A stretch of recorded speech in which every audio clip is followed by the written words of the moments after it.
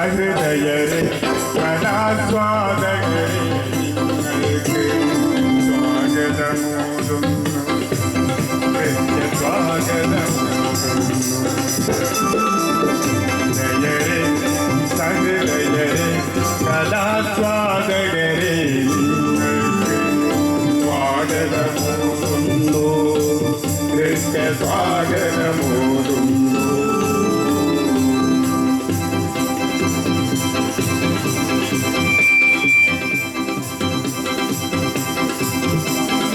പൂവാടികളിൽ കഥയുടെ പൂവുകൾ വിരിയും നാളാദം, കലയുടെ പൂവാടികളിൽ കഥയുടെ പൂവുകൾ വിരിയും നാളാദം.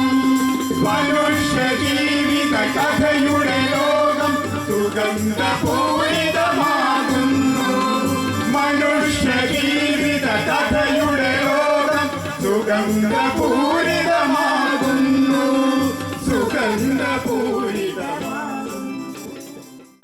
നമ്മളെല്ലാം മനുഷ്യരാണ്. നമുക്കിടയിൽ പല പ്രശ്നങ്ങളുണ്ട്. ഓരോരുത്തരുടെ ഇടയിലും പ്രശ്നങ്ങളുണ്ട്. ഓരോരുത്തർക്കും അതിജീവിക്കാൻ കഴിയാത്ത പ്രശ്നങ്ങൾ. ഓരോ മനുഷ്യനും ഓരോ ലോകമാണ്. ഒരാൾ നല്ലവനായി ജീവിക്കണമെന്ന് വിചാരിച്ചാലും അതിനനുവദിക്കാത്തൊരു സമൂഹം ചിലപ്പോൾ ഒരു കുറ്റവാളിയാക്കാൻ മാറ്റപ്പെടും. ഒരാൾ ഒരു കൊലപാതകയായി മാറും, ചിലപ്പോൾ തീവ്രവാദിയായി മാറും, മറ്റു ചിലപ്പോൾ ഒരു ഭീകരവാദിയോ മറ്റോ ആയി മാറും. ആരുടെ മനസ്സിലും നല്ലത് ചെയ്യണമെന്ന് തന്നെയാണ് തോന്നുന്നത്. തിന്മകൾ കടിപ്പെട്ടു പോയിട്ടും നന്മയിലേക്ക് തന്നെ നടന്നു നീങ്ങുന്നവരാണ് ലോക സാഹിത്യത്തിലെ മിക്ക കഥകളിലും നായകരായിട്ടുള്ളത്. സാഹിത്യത്തിന്റെയും എല്ലാ കലകളുടെയും ധർമ്മം മാനവരാശിയെ നന്മയിലേക്ക് നയിക്കുക തന്നെയാണ്. ഇരുണ്ട ജീവിത ഭൂമികയിൽ പ്രകാശരശ്മികൾ ചൊരിയാനായി പ്രഭാത സൂര്യ പ്രഭ പോലെ Victor Hugo, Victor Hugo, Victor Hugo.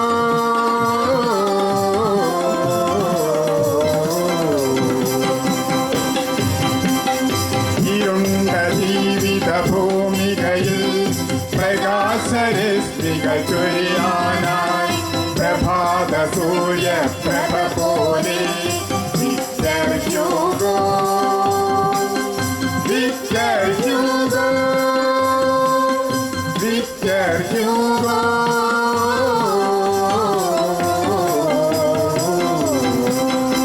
Victor Hugo ലോക സാഹിത്യത്തിലെ മഹാന്മാരെന്ന പേര് പറയുമ്പോൾ ഒരിക്കലും മറന്നു പോകാത്ത പേര് വിക്ടർ ഹ്യൂഗോ. ആ മനസ്സിൻ ചിന്തകളിൽ തെളിഞ്ഞ ജീവിത സത്യങ്ങൾ ഉജ്ജ്വല ഗ്രന്ഥാവലികളിലായി പറയുന്നു വിക്ടർ ഹ്യൂഗോ.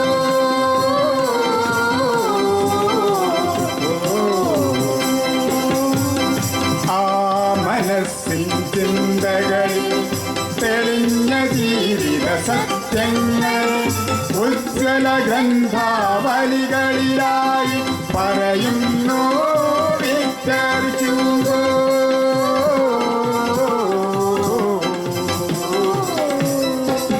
ഇരുണ്ട ജീവിത ഭൂമികയിൽ പ്രകാശരശ്മികൾ ചൊരിയാനായി പ്രഭാത സൂര്യ പ്രഭ പോലെ വിക്ടർ ഹ്യൂഗോ,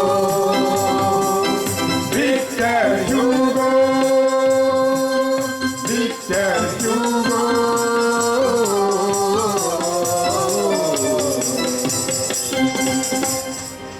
തിന്മയിൽ നിന്നും നന്മയിലേക്കുള്ള, അനീതിയിൽ നിന്നും നീതിയിലേക്കുള്ള, അയഥാർത്ഥ്യത്തിൽ നിന്നും യാഥാർത്ഥ്യത്തിലേക്കുള്ള, പശുതയിൽ നിന്നും ധർമ്മത്തിലേക്കുള്ള, നിർജീവാവസ്ഥയിൽ നിന്നും ജീവത്വത്തിലേക്കുള്ള, രാത്രിയിൽ നിന്ന് പകലിലേക്കുള്ള, നരകത്തിൽ നിന്ന് സ്വർഗത്തിലേക്കുള്ള മുന്നേറ്റമാണ് എന്റെ എഴുത്ത് എന്ന് ഹ്യൂഗോ തന്നെ പറയുന്നു. അജ്ഞത അത് സാമൂഹ്യമായ വിപത്താണ്. അത് സാമൂഹ്യമായ വിപത്ത് എന്ന് പറയുമ്പോൾ അക്ഷരമറിയാത്തവരെ അല്ലെങ്കിൽ അറിവില്ലാത്തവരെ പഠിപ്പിച്ചു കൊടുക്കേണ്ടത് അറിവുള്ളവരുടെ ബാധ്യതയാണ്, കടമയാണ്. അത് ചെയ്യാതിരിക്കുന്നത് പാപമാണ്. അത് ചെയ്യാതിരിക്കുന്നത് സമൂഹത്തിന് ദൂഷ്യം സംഭവിക്കുന്നു. അതാണ് നമ്മുടെ നാട്ടിൽ ഇന്ന് കാണുന്ന ചില പ്രശ്നങ്ങൾക്ക് അടിസ്ഥാന കാരണം. സമൂഹത്തിൽ ഒരുപാട് പ്രശ്നങ്ങൾ വരും. നേരായ രീതിയിൽ നമുക്ക് നയിക്കാൻ കഴിയുന്നില്ല. അതുകൊണ്ടാണ് അത് പാപം ചെയ്തു പോകുന്നത്. പാപം ചെയ്യുന്നവരല്ല കുറ്റക്കാർ. ആ നിഴലുണ്ടാക്കിയവർ സത്യം മറച്ചു വെക്കുന്ന ഇതാണ് സംഭവിച്ചുകൊണ്ടിരിക്കുന്നത്. ഒരാൾക്ക് വിശ്വസിക്കാൻ കഴിയാവുന്നതും ഭക്ഷിക്കാൻ കഴിയാവുന്നതുമായിരിക്കണം ആദർശം. സ്നേഹിക്കണമല്ലെങ്കിൽ സ്നേഹിച്ചിട്ടുണ്ടാകണം.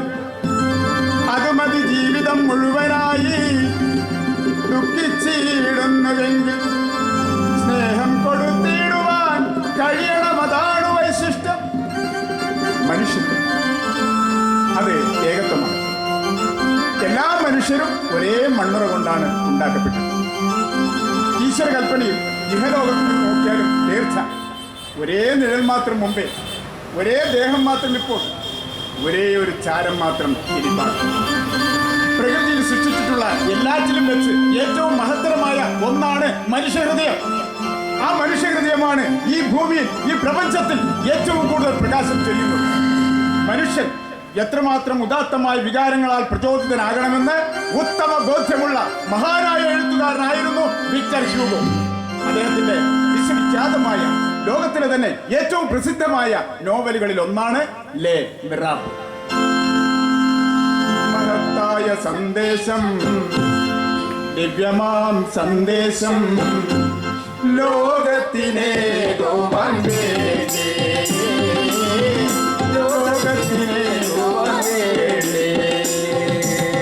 മഹത്തായ സന്ദേശം, ദിവ്യമാം സന്ദേശം, ലോകത്തിനേകോ ലോകത്തിനേകോ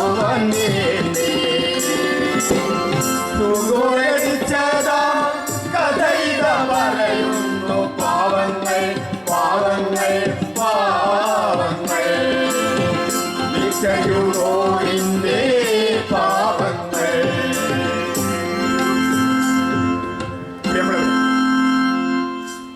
അതേ ബൃഹത്തായ ഒരു കഥ, സംഭവ ബഹുലമായൊരു കഥ, നൂറുകണക്കിന് കഥാപാത്രങ്ങളുള്ള ഒരു കഥ, ആയിരക്കണക്കിന് പേജുകളുള്ള ഒരു കഥ. ഇവിടെ ചുരുങ്ങിയ സമയം കൊണ്ട് പറഞ്ഞു തീർക്കുക എന്ന് പറഞ്ഞാൽ വളരെ സങ്കീർണമായൊരു പ്രശ്നം. നമ്മുടെ ജാതിക പ്രതിഭകളിൽ പലരും എടുക്കാൻ മടിച്ച ഒരു കഥ, പലരും ഇത്രയും സങ്കീർണമായ ഒരു കഥയെടുത്ത് കൈകാര്യം ചെയ്യാൻ അറിയില്ല എന്നല്ല ഞാൻ പറയുന്നത്, പക്ഷെ കഴിഞ്ഞിട്ടില്ല. അത്രയും ബൃഹത്തായ ഒരു കഥ എനിക്ക് അവതരിപ്പിക്കുവാൻ പ്രചോദനമേകുന്നത് എന്റെ കഴിവ് കൊണ്ടല്ല, എന്റെ ഗുരുനാഥന്മാരായ നിങ്ങളുടെ കഴിവ് കൊണ്ടാണ്. കാഴ്ചക്കാരായ നിങ്ങളുള്ളപ്പോൾ ഞാൻ എന്തിനു ഭയക്കണം? എനിക്ക് നിങ്ങളാണ് ശക്തി. നിങ്ങളുള്ളപ്പോൾ എനിക്ക് കഥ പറയാനുള്ള ശക്തി ലഭിക്കുന്നു. എന്റെ ഊർജമാണ് നിങ്ങൾ, എന്റെ ശക്തിയാണ് നിങ്ങൾ. പ്രിയമുള്ളവരെ, എന്നിൽ ഒരുപക്ഷെ തെറ്റുകൾ സംഭവിച്ചിട്ടുണ്ടെങ്കിൽ, അങ്ങനെ സംഭവിച്ചു പോയാൽ നിങ്ങളുടെ സ്വന്തം അനുജനെ പോലെ കരുതി എന്നോട് ക്ഷമിക്കണമേ, അല്ലെങ്കിൽ എനിക്ക് സ്നേഹവാത്സല്യങ്ങളിലൂടെ എന്നെ ശിക്ഷിക്കണമേ എന്ന അപേക്ഷയോടെ ഞാൻ നിങ്ങളുടെ മുമ്പിൽ എൻ്റെ മനസ്സ് തുറക്കുക. ശ്രീ പ്രേമാനന്ദ ചമ്പാടിൻ്റെ തൂലിമൂലിൽ വിരിഞ്ഞ ഈ കഥാപ്രസംഗം ഞാൻ നിങ്ങളുടെ മുമ്പിൽ അവതരിപ്പിക്കുകയാണ്. ലോകത്തോളം വളർന്നു നിൽക്കുന്ന പാവങ്ങൾ, ആകാശം പോലെ വിശാലം, ആകാശവും അനന്ത ജീവിത ദർശനങ്ങൾ, അനുപമ കഥയിതു പാവം. ആകാശം പോലെ വിശാലം, ആഴി പോലെ അഗാധവും, അനന്ത ജീവിത ദർശനങ്ങൾ, അനുപമ കഥയിതു പാവം. അനുപമ കഥയിതു പാവം. അനുപമ കഥയിതു പാവങ്ങൾ. അല്ലല്ല, എന്താ എല്ലാവരും ഹലോ ഹലോ ഒരു ചെറുപ്പക്കാരൻ ഇങ്ങോട്ട് നടന്നു വരും. അദ്ദേഹത്തെ കാണുമ്പോൾ വല്ലാത്തൊരു രൂപം തന്നെ. അതാ അയാൾ ഇങ്ങോട്ടേക്ക് തന്നെ വരുന്നല്ലേ. ആ ആ തലയില് തൊപ്പി വെച്ച് അദ്ദേഹത്തിന്റെ മുടി പറ്റ വെട്ടിയതായി കാണാം. അദ്ദേഹത്തിന്റെ മുഖം വല്ലാതെ ഇരിക്കുന്നു. വെയിലും കാറ്റും കൊണ്ട് അത് വല്ലാതെ ഇരിക്കുന്നു. തോളിലൊരു മാറാപ്പ്, കയ്യിലൊരു കൊന്തൻ വടി, ആകെ കൂടി വികൃതമായ ഒരു വേഷം തന്നെ. അതാ അദ്ദേഹം ആ മരക്കൂട്ടങ്ങൾക്കിടയിൽ വിശ്രമിച്ചു. അവിടെയുള്ള നീരുറവയിൽ നിന്നും അല്പം വെള്ളം കോരി കുടിച്ചു. ദാഹം തീർന്നു. അയാൾ വീണ്ടും നടക്കുകയാണല്ലോ. അയാൾ അവിടെയുള്ള ആ ഹോട്ടലിൽ കയറി. എന്താ വന്നതാ? ഭക്ഷണം വേണം, കിടക്കാൻ സ്ഥലവും. പണമുണ്ടോ കയ്യിൽ? ഉണ്ട്. ഭക്ഷണം വേഗം തരുമോ? വേഗം തരാം. ഹോട്ടൽ ഉടമസ്ഥൻ നേരെ മേശയുടെ അടുത്തേക്ക് അവിടെ നിന്ന് ഒരു തുണ്ട കടലാസ് എടുത്തു. എന്നിട്ട് അതിലെന്തോ കുത്തിക്കുറിച്ചു. ഒരു ജോലിക്കാരനെ വിളിച്ച് ചെവിയിലെന്തോ മന്ത്രിച്ചു. ജോലിക്കാരൻ പിന്നെ താമസിച്ചില്ല. ആ കടലാസ് കൊണ്ടും വാങ്ങി വളരെ വേഗം പുറത്തേക്ക്. ഭക്ഷണം വേഗം തരുമോ? വിശന്നിട്ട് വയ്യ, വിശന്നിട്ട് വയ്യ. ഭക്ഷണം തരാം. അയാൾ ജോലിക്കാരനെയും കാത്തു നിൽക്കുകയാണ്. താമസമുണ്ടായില്ല. ജോലിക്കാരൻ വളരെ പെട്ടെന്ന് തന്നെ അവിടെ തിരിച്ചു. അയാളുടെ കയ്യിൽ മറ്റൊരു കടലാസ് കൊണ്ടുണ്ട്. അത് ഹോട്ടൽ ഉടമസ്ഥനെ ഏൽപ്പിച്ചു. ഹോട്ടൽ ഉടമസ്ഥൻ അത് നിവർത്തി വായിച്ചു. നിങ്ങൾക്ക് ഇവിടെ നിന്നും ഒന്നും ചെയ്തു തരാൻ സാധ്യമല്ല. എന്റെ കയ്യിൽ പണമുണ്ട്. മിസ്റ്റർ, നിങ്ങൾക്കൊന്നും ചെയ്തു തരാൻ സാധ്യമല്ലെന്ന് പറഞ്ഞില്ലേ? ഭക്ഷണം ഭക്ഷണം ഇല്ല, നിങ്ങൾക്കൊന്നും ചെയ്തു തരാൻ സാധ്യമല്ല. നടന്നു പോകുമ്പോൾ നടന്നു പോകാനല്ലേ പറഞ്ഞത്? അയാൾ പുറത്തേക്ക് മാറാപ്പും ചുമരി പുറത്തേക്കു നടന്നു. മാറാപ്പു പോലെ തെരുവിന്റെ അങ്ങേയറ്റത്തൊരു വെളിച്ചം മാറാപ്പു നടന്നു നീങ്ങി. മാറാപ്പു ചുമരിലേറ്റി പുറത്തേക്കു നടന്നു. മാറാപ്പു പോലെ തെരുവിന്റെ അങ്ങേയറ്റത്തൊരു വെളിച്ചം അവിടേക്ക് മാറാപ്പു നടന്നു നീങ്ങി. ആ വെളിച്ചമുള്ളിടവും ഒരു ഹോട്ടലായിരുന്നു. അദ്ദേഹം നേരെ ആ ഹോട്ടലിലേക്ക് കയറി ചെന്നു. എന്താ വന്നതാ? ഭക്ഷണം വേണം, ഭക്ഷണം വേണം. ആ ഹോട്ടലിലുണ്ടായിരുന്ന മറ്റൊരാൾ ഹോട്ടൽ ഉടമസ്ഥനോട് എന്തോ രഹസ്യമായി പറഞ്ഞു. നിന്നോട് പോകാനല്ലേ പറഞ്ഞു? ഓരോന്ന് ഉപദ്രവിക്കാനായി വന്നിരിക്കുന്നു. പോടവർക്ക്. അയാൾ അവിടെ നിന്നും ഇറങ്ങി നടന്നു. അയാൾ അതിനടുത്തുള്ള ജയിലിൻ്റെ അടുത്ത്. അപ്പോൾ അദ്ദേഹം അവിടെയുള്ള ജയിൽ മൂപ്പൻ മണിയടിക്കുന്നുണ്ടായിരുന്നു. ജയിൽ മൂപ്പ, ജയിൽ മൂപ്പ, ഇന്നത്തെ രാത്രി, ഇന്നത്തെ ഒരൊറ്റ രാത്രി ഞാനിവിടെ കഴിഞ്ഞിട്ടുണ്ട്. എന്താ ഹോട്ടലോ മറ്റോ? ഈ ഒരു കാര്യം നീ പോയി പോയേക്കാം. ആ പോലീസിനെ പെടുപിടിക്കും. എന്നിട്ട് കൊണ്ടുവാ, നമുക്ക് പരിഹാരമുണ്ടാക്കാം. ജയിൽ മൂപ്പൻ വാതിൽ കൊട്ടിയടച്ചു. അദ്ദേഹം ഇരുളിൻ തിരശീല നീങ്ങി വന്നു. ചന്ദ്രതാരങ്ങൾ തുറിച്ചു നോക്കി. ചിയടിച്ചു തണുത്ത കാറ്റ്, കാലുകൾ നേരിയ വർഷമായി. ഇരുളിൻ തിരശീല നീങ്ങി വന്നു. ചന്ദ്രതാരങ്ങൾ തുറിച്ചു നോക്കി. ചിയടിച്ചു തണുത്ത കാറ്റ്, കാലുകൾ നേരിയ വർഷമായി. കാലുകൾ തീരവശമായി. അയാൾക്ക് നടക്കാൻ തീരെ കഴിയുന്നില്ല. അയാൾ അവിടെയുള്ള ആ ചവിട്ടിപ്പടിക്കരികിൽ തളർന്നു വീണു. അതുവഴി പള്ളിയിൽ നിന്നും ഇറങ്ങി വന്ന ഒരു സ്ത്രീ ഇത് കണ്ട് ചോദിച്ചു, അല്ല, എന്താ ഇവിടെ കിടക്കണതാ? വേറൊരിടമില്ല, വേറൊരിടമില്ല. പണമില്ലേ കയ്യിൽ? ഇല്ല. വീടോ? അതൊന്നുമില്ല. എന്നാലേ ആ വഴിയിൽ നിന്ന് ലേശം മാറി ഇങ്ങോട്ട് കിടന്നേക്ക്. ലേശം മാറി കിടന്നേക്ക്. അവിടില്ല. തീരെ വയ്യ, തീരെ വയ്യ. ആ സ്ത്രീ പള്ളിയെ കാണിച്ചുകൊണ്ട് പറഞ്ഞു. എന്നാലേ ഇതാ അങ്ങോട്ട് നോക്ക്. അതാണ് പള്ളി. എങ്ങനെയും പോയി രക്ഷപ്പെടാൻ നോക്ക്. അങ്ങോട്ട് ചെല്ല്, അങ്ങോട്ട് ചെല്ല്. അയാൾ സർവശക്തിയും ഉപയോഗിച്ചുകൊണ്ട് പള്ളിയെ ലക്ഷ്യമാക്കുന്നത്. അവിടെ എത്തിയ അദ്ദേഹം ആ വാതിലിൽ മുട്ടി വിളിച്ചു. ആരാണത്? അകത്തേക്ക് കടന്നു വരൂ. യാങ് വാഴാങ് ആ വാതിൽ പാളി മെല്ലെ തുറന്ന് അകത്തേക്ക് വിളിച്ചു. ഞാൻ യാങ് വാഴാങ് 2 ശിക്ഷകൾ കഴിഞ്ഞു വരികയാണ്. വിശന്നിട്ട് വയ്യ. ആരും ഒന്നും തരുന്നില്ല, ആരും ഒന്നും തരുന്നില്ല. ഇരിക്കൂ, അവിടെ ഇരിക്കൂ. അങ്ങ് ഞാൻ ഇവിടത്തെ മതാചാര്യൻ. മതാചാര്യൻ എത്ര നല്ല മനുഷ്യൻ, എത്ര നല്ല മനുഷ്യൻ. ഇരിക്കട്ടെ. എത്ര വർഷമായി തടവ് എന്നാണ് പറഞ്ഞത്? 19 വർഷം. 19 വർഷം. എന്റെ ജീവിതം കഠിനമായിരുന്നു സാർ. എന്റെ ജീവിതം കഠിനമായിരുന്നു. മതാചാര്യൻ അദ്ദേഹത്തെ ഭക്ഷണമുറിയിലേക്ക് മതി വരുമ്പോഴും ഭക്ഷണം കൊടുത്തു. അല്ല, ഭക്ഷണത്തിന്റെ കാര്യം പറയുമ്പോൾ ഞാൻ ഈ കഴിഞ്ഞ ദിവസമുള്ള ഒരു സംഭവം ഓർമ്മ വരും. ഞാൻ ഇങ്ങോട്ട് വർക്ക് ചെയ്യണം. അമ്മ ഞാൻ ചോറുന്നുമ്പോൾ ഒരാൾ പറഞ്ഞു, അതായത് ഇയാളൊന്നും അറിയാത്ത മാതിരി കഴിക്കുന്നു.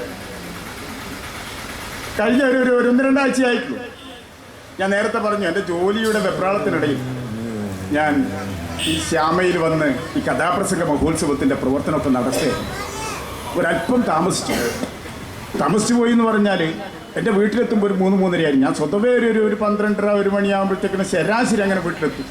ഇതൊരു 3-3:30 ആയിപ്പോയി. അപ്പോൾ എൻ്റെ സുഹൃത്ത് എന്നെ കാണാൻ വേണ്ടി അവിടെ വന്നു. 2-3 പ്രാവശ്യം വന്നു. അപ്പോൾ ആ സുഹൃത്ത് ഞാൻ വന്ന സമയത്ത് അവിടെ യാദൃച്ഛികമായി എത്തിപ്പെട്ടു. എല്ലടാ ഇങ്ങനത്തെ പണിയായെടുത്ത് പിന്നെ ഞാൻ 2-3 പ്രാവശ്യമായാലും നോക്കിയിട്ട് വരുന്നു. എല്ലപ്പാ ഒരു അച്ഛന്മാരാകുമ്പോൾ എന്തെങ്കിലും ഒരു വിവരം ഇങ്ങേത് വഹിക്കാം പോയേ. ഞാൻ രാവിലെ പോയതാ. ചില കാര്യങ്ങളുമായി ബന്ധപ്പെട്ട് വളരെ അടിയന്തരമായി ചെയ്തു തീർക്കേണ്ട ചില കാര്യങ്ങളുണ്ട്. നമ്മുടെ കഥാപ്രസംഗ മഹോത്സവം നടക്കല്ലേ, അതിലൊരു പിരിവുമായി ബന്ധപ്പെട്ടിട്ട് ഞാൻ സുധാകരനും നമ്മുടെ ചെമ്പാട് പ്രേമമാഷും കൂടിയിട്ട് ഇങ്ങനെ പോയതാ.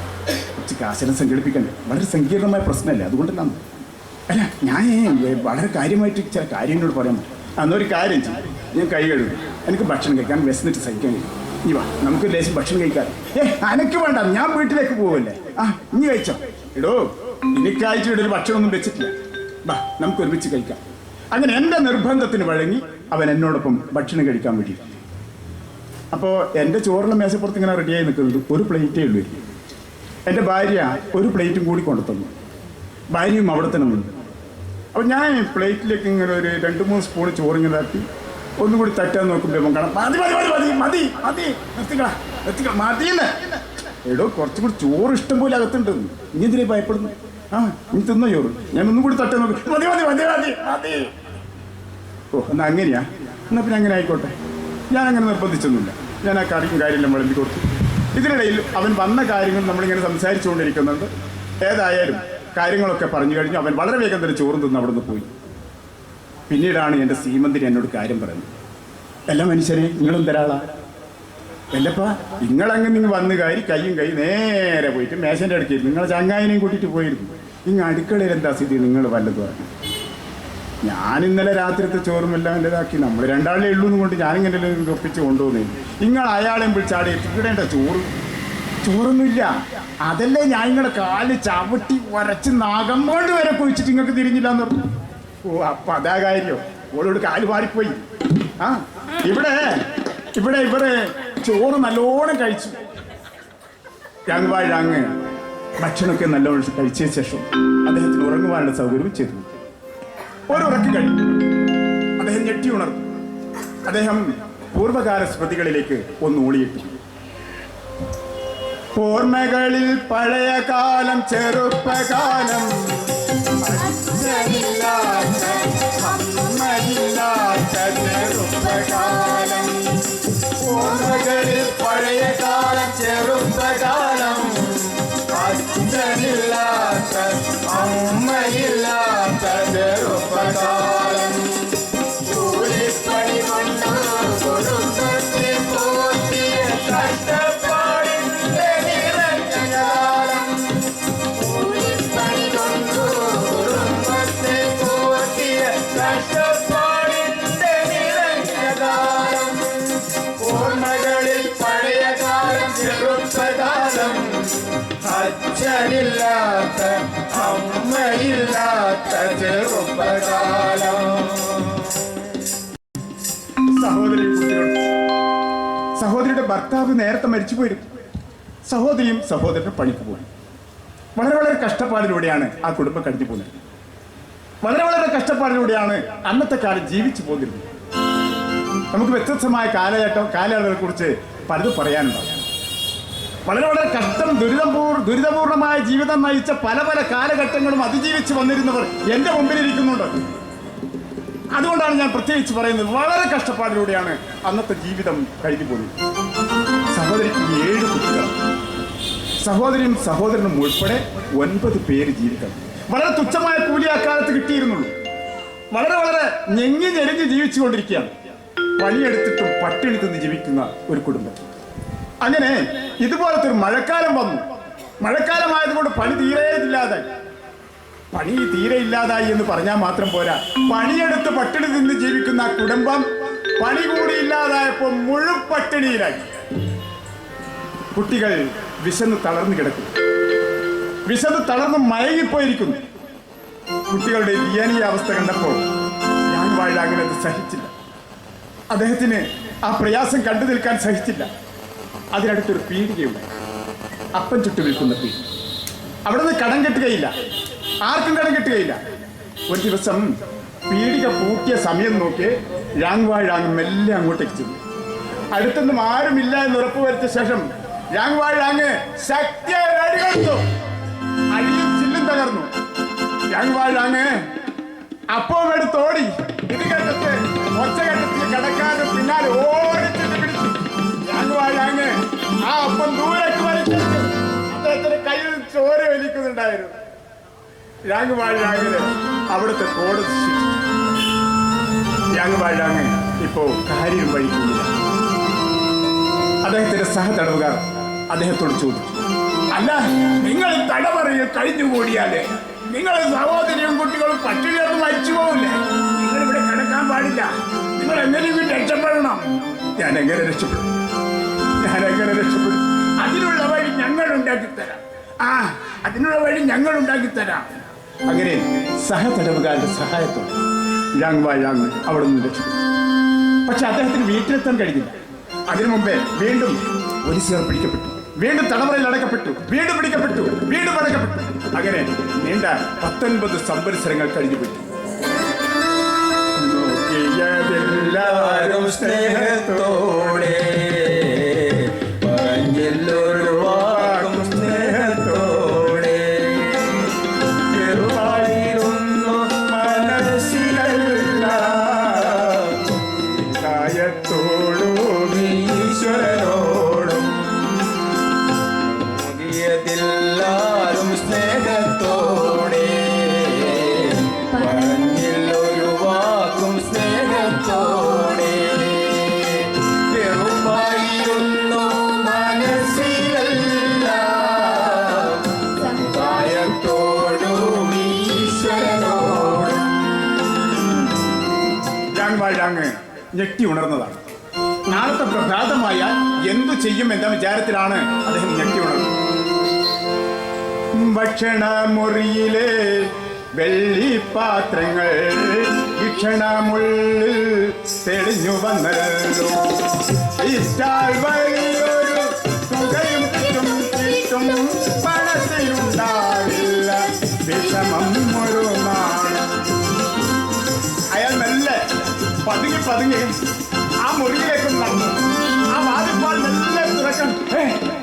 വാതിലിന്റെ ഒച്ചയിൽ മെത്ര നടന്നോ?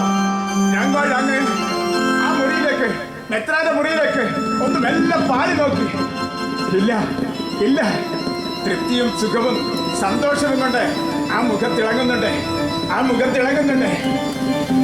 അങ്ങനെ മെല്ലെ മെല്ലെ ആ മുറിയിലെത്തി വെള്ളിപ്പാത്രങ്ങൾ കൂടെയും എടുത്ത് ആലാപ്പിലാക്കി കടന്നു. മെല്ലെ ചേരിച്ചു നിന്നോ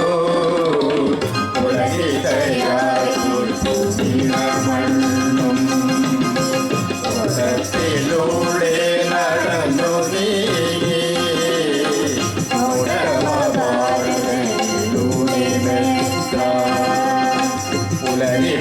മെല്ലെ ചേരിച്ചു നിന്നോ മണ്ണും തോട്ടത്തിലൂടെ നടന്നു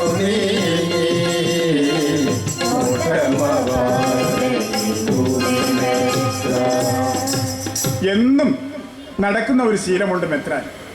ആ, ഞാൻ ഈ നടക്കുന്ന ശീലമുണ്ട് എന്ന് പറയുമ്പോൾ നമ്മുടെ നാട്ടിൽ കുറെ ആളുകൾ നടക്കുന്നുണ്ട്. രാവിലെ നടക്കും. ഞാൻ കണ്ടിട്ടുണ്ട് ചില ആളുകളുടെ വളരെ ഉഷാറ് പറഞ്ഞു. സ്വന്തം ശരീരത്തെ സ്നേഹിക്കുന്നവർ സ്വന്തം സമൂഹത്തെ സ്നേഹിക്കുന്നവരാണ്. അതെ, ഞാൻ ആത്മാർത്ഥമായി പറയുകയാണ്, സ്വന്തം ശരീരത്തെ ശ്രദ്ധിക്കുന്നവർ സ്വന്തം സമൂഹത്തെ സ്നേഹിക്കുന്നവരാണ്. ഞാൻ അങ്ങനെ പല ആളുകളെയും കാണുന്നുണ്ട്. ഞാൻ നടന്നു പോകും, ചിലപ്പോൾ ഞാനും നടക്കലുണ്ട്. ആ, ഞാനങ്ങനെ നടക്കുമ്പോൾ ഇങ്ങനെ ഒരു ദിവസം നടന്നു പോകുമ്പോ അല്ലേ കാണുന്ന നമ്മളെ സുധാകരേട്ടന് നടക്കുന്നുണ്ട്. ആ, ശ്യാമേന്റെ സെക്രട്ടറി സുധാകരേട്ടൻ നടന്നു പോകുന്നതാണ്. സമൂഹത്തെ സ്നേഹിക്കുന്നവർ, ഈ നാടിനെ സ്നേഹിക്കുന്നവർ അത്തരം കാര്യങ്ങളൊക്കെ ചെയ്യും. അതിൽ അത്ഭുതപ്പെടേണ്ടത്. അതുപോലെ തന്നെ ഇതാ മെത്രാനും നടക്കുകയാണ്. രാവിലെ നടക്കും. വൃത്തി വന്ന് മെത്രാനോട് പറഞ്ഞു, അച്ചോ അച്ചോ, ഇതാ നമ്മുടെ വെള്ളിപ്പാത്രങ്ങൾ ഒന്നും കാണാനില്ല അച്ചോ. അത് പ്രശ്നമാക്കേണ്ടതില്ല, അതവിടെ തന്നെ തിരിച്ചു വരും. മെത്രാൻ അത് അത്ര കാര്യമാക്കിയില്ല. വൃത്തി തിരിച്ചു. മണിക്കൂറുകൾ 2-3 കഴിഞ്ഞതേ ഉള്ളൂ. അതാ പള്ളിക്ക് മുന്നിൽ വലിയൊരു ആൾക്കൂട്ടം പോലീസുകാരുമുണ്ട്. ഒരു വേലക്കാരൻ വന്ന് മെത്രാനോട് കാര്യം ധരിപ്പിച്ചു. അച്ചോ അച്ചോ, എന്താ കാര്യം? നമ്മുടെ വെള്ളിപ്പാത്രങ്ങളെല്ലാം കത്തുകൊണ്ടുപോയ ഒരാളെ പോലീസുകാർ പിടിച്ചുകൊണ്ടിരുന്നു. ആ, ശരി, അദ്ദേഹത്തോടെ ഇങ്ങോട്ടേക്ക് വരാൻ പറയും. യാങ് പോലീസും വാതിൽ തുറന്ന് വലിയ അകത്തേക്ക് വന്നു. ഇത് കണ്ടു നിന്ന് ആഭാരവൃദ്ധൻ ജനങ്ങളും പള്ളിക്കകത്തേക്ക് അങ്ങ് ഇരച്ചു കയറി. അല്ല, നിങ്ങളായിരുന്നു. കാണാൻ കഴിഞ്ഞതിൽ വലിയ സന്തോഷമുണ്ട്. അല്ല, ഞാൻ ഇന്നലെ തന്ന ആ വെള്ളി കൊണ്ടുള്ള മെഴുകുതിരിക്കാരുകൾ എടുക്കാൻ മറന്നു അല്ലേ? യാങ് അമ്പരം നിന്ന്. ഇത് കേട്ട പോലീസുകാർ മുഖത്തോട് മുഖം നോക്കി നിന്നു.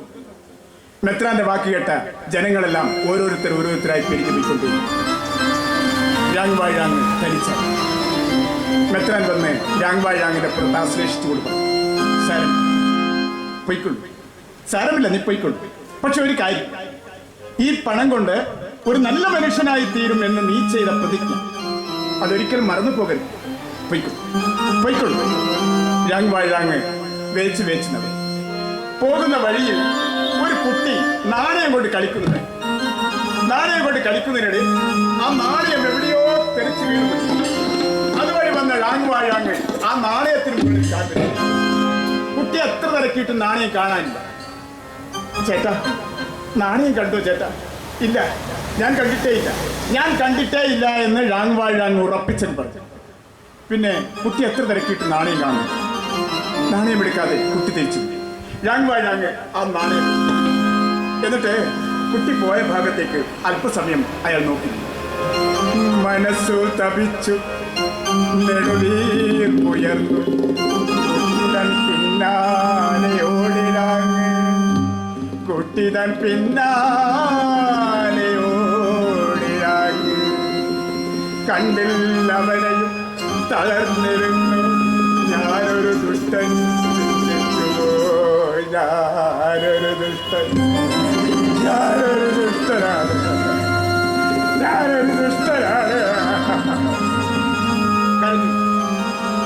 യാങ് ഒരുപാട് കാര്യം അയാൾ എഴുന്നേറ്റ് നടന്നു. വെളുക്കുവോളം നടന്നു. വെളുപ്പിൽ മെത്രാനെ കണ്ട് വന്ദിക്കുവാൻ വേണ്ടി കാത്തുനിന്നു. അവിടെ 4 ചെറുപ്പക്കാർ പൊറാട്ടുകൾ നടത്തുക. അതിൽ ഒരാളുടെ ഉപപത്നിയാണ് ഫന്തി.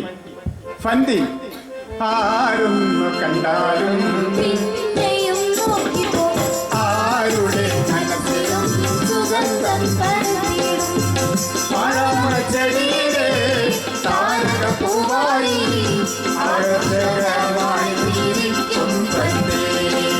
ആരൊന്നു കണ്ടാലും പിന്നെയും നോക്കിപ്പോ ആരുടെ മനസ്സിലും സുഗന്ധം പരന്നിടും മഴമച്ചെടിയിലെ താരകപ്പൂവായി ആകർഷകമായി തിരിക്കും പന്തേ. ആകർഷകമായി തിരിക്കും പന്തേ. പണിയൊന്നുമില്ലാതെ വളരെ വളരെ കഷ്ടപ്പാടിലൂടെയാണ് ഫന്തീന്റെ ജീവിതം കടന്നുപോയിക്കൊണ്ടിരിക്കുന്നത്. ഫന്തീൻ അതിനടുത്തുള്ള അപ്പമുണ്ടാക്കി വിൽക്കുന്ന തെനാർദിയരുടെ അടുത്തേക്ക് ചെന്നു. ഒക്കത്ത് സ്വന്തം കുഞ്ഞുമുണ്ട്. അവൾ തെനാർദിയരോട് കരഞ്ഞു പറയും, എന്റെ മോളെ കണ്ടോ നിങ്ങൾ? എനിക്കൊരു പണിയുമില്ല, ഭക്ഷണവുമില്ല. പട്ടിണി കൊണ്ടാണ് അവൾ തളർന്ന് മയങ്ങി ഉറങ്ങിപ്പോയത്. തെനാർദിയരുടെ കുട്ടികൾ ഊഞ്ഞാലാടിയും തുള്ളിച്ചാടിയും ഒച്ച വെച്ചൊക്കെ അവിടുന്ന് കളിക്കുന്നുണ്ട്. തെനാർദിയരുടെ കുട്ടികളുടെ ഒച്ചപ്പാടും ബഹളവും ഒക്കെ കേട്ടപ്പോ ഫന്തീന്റെ കുഞ്ഞുണർന്നു. കുഞ്ഞ് ഒക്കത്തു നിന്നും മെല്ലെ താഴേക്ക് ഇറങ്ങി വന്നു. ഇത് കണ്ടപ്പോ തെനാർദിയരുടെ കുട്ടികൾ ഒച്ചപ്പാടും വെച്ച് അങ്ങനെ കുട്ടിയുടെ അടുത്തേക്ക് വന്നു. ഹായ് കുട്ടി, ദാ കുട്ടി, കുട്ടിനെ കണ്ട? നമുക്ക് പേര് ചോദിക്കാം. കുട്ടിന്റെ പേരെന്നാ? എന്റെ പേര് കസത്ത്. ഹായ്, നല്ല പേര്, നല്ല പേര്. നമുക്ക് കളിക്കാം. ഇല്ല, ഞാനില്ല. പന്തി അവളെ എടുത്ത് തോളത്തിട്ടു. എന്നിട്ട് തെനാർദിയരോട് കരഞ്ഞുകൊണ്ട് അപേക്ഷിച്ചു, എന്റെ മോളെ പട്ടിണിയില്ലാതെ പോറ്റുന്നതിന് വേണ്ടി നിങ്ങൾ എന്നെ സഹായിക്കും. തെനാർദിയർ അതിന് സമ്മതിച്ചു. ഫന്തീൻ ഒക്കത്തുള്ള കാശ് മുഴുവൻ എടുത്ത് തെനാർദിയർക്ക് കൊടുത്തു. എന്നിട്ട് അവള് ദൂരെ ഒരിടത്ത് മാറി നിന്ന് കരഞ്ഞു. കുറച്ച് സമയം കഴിഞ്ഞപ്പോൾ അവൾ അവിടെ നിന്നും ഇറങ്ങിപ്പോയി. എല്ലാ മാസവും കൊസത്തിന്റെ സുഖവിവരം അറിയാൻ വേണ്ടി എഴുത്തായി. എല്ലാ മാസവും സുഖമാണ് എന്ന മറുപടിയാണ് കിട്ടിക്കൊണ്ടിരിക്കുന്നത്. ഫന്തീന്റെ കയ്യിൽ വരുന്ന പണത്തിന്റെ മിച്ചം അവളുടെ സുഖമായ ജീവിതത്തിന് വേണ്ടി അയച്ചു കൊടുക്കുകയും ചെയ്യും. സുഖമൊന്നും കിട്ടിയില്ലെങ്കിലും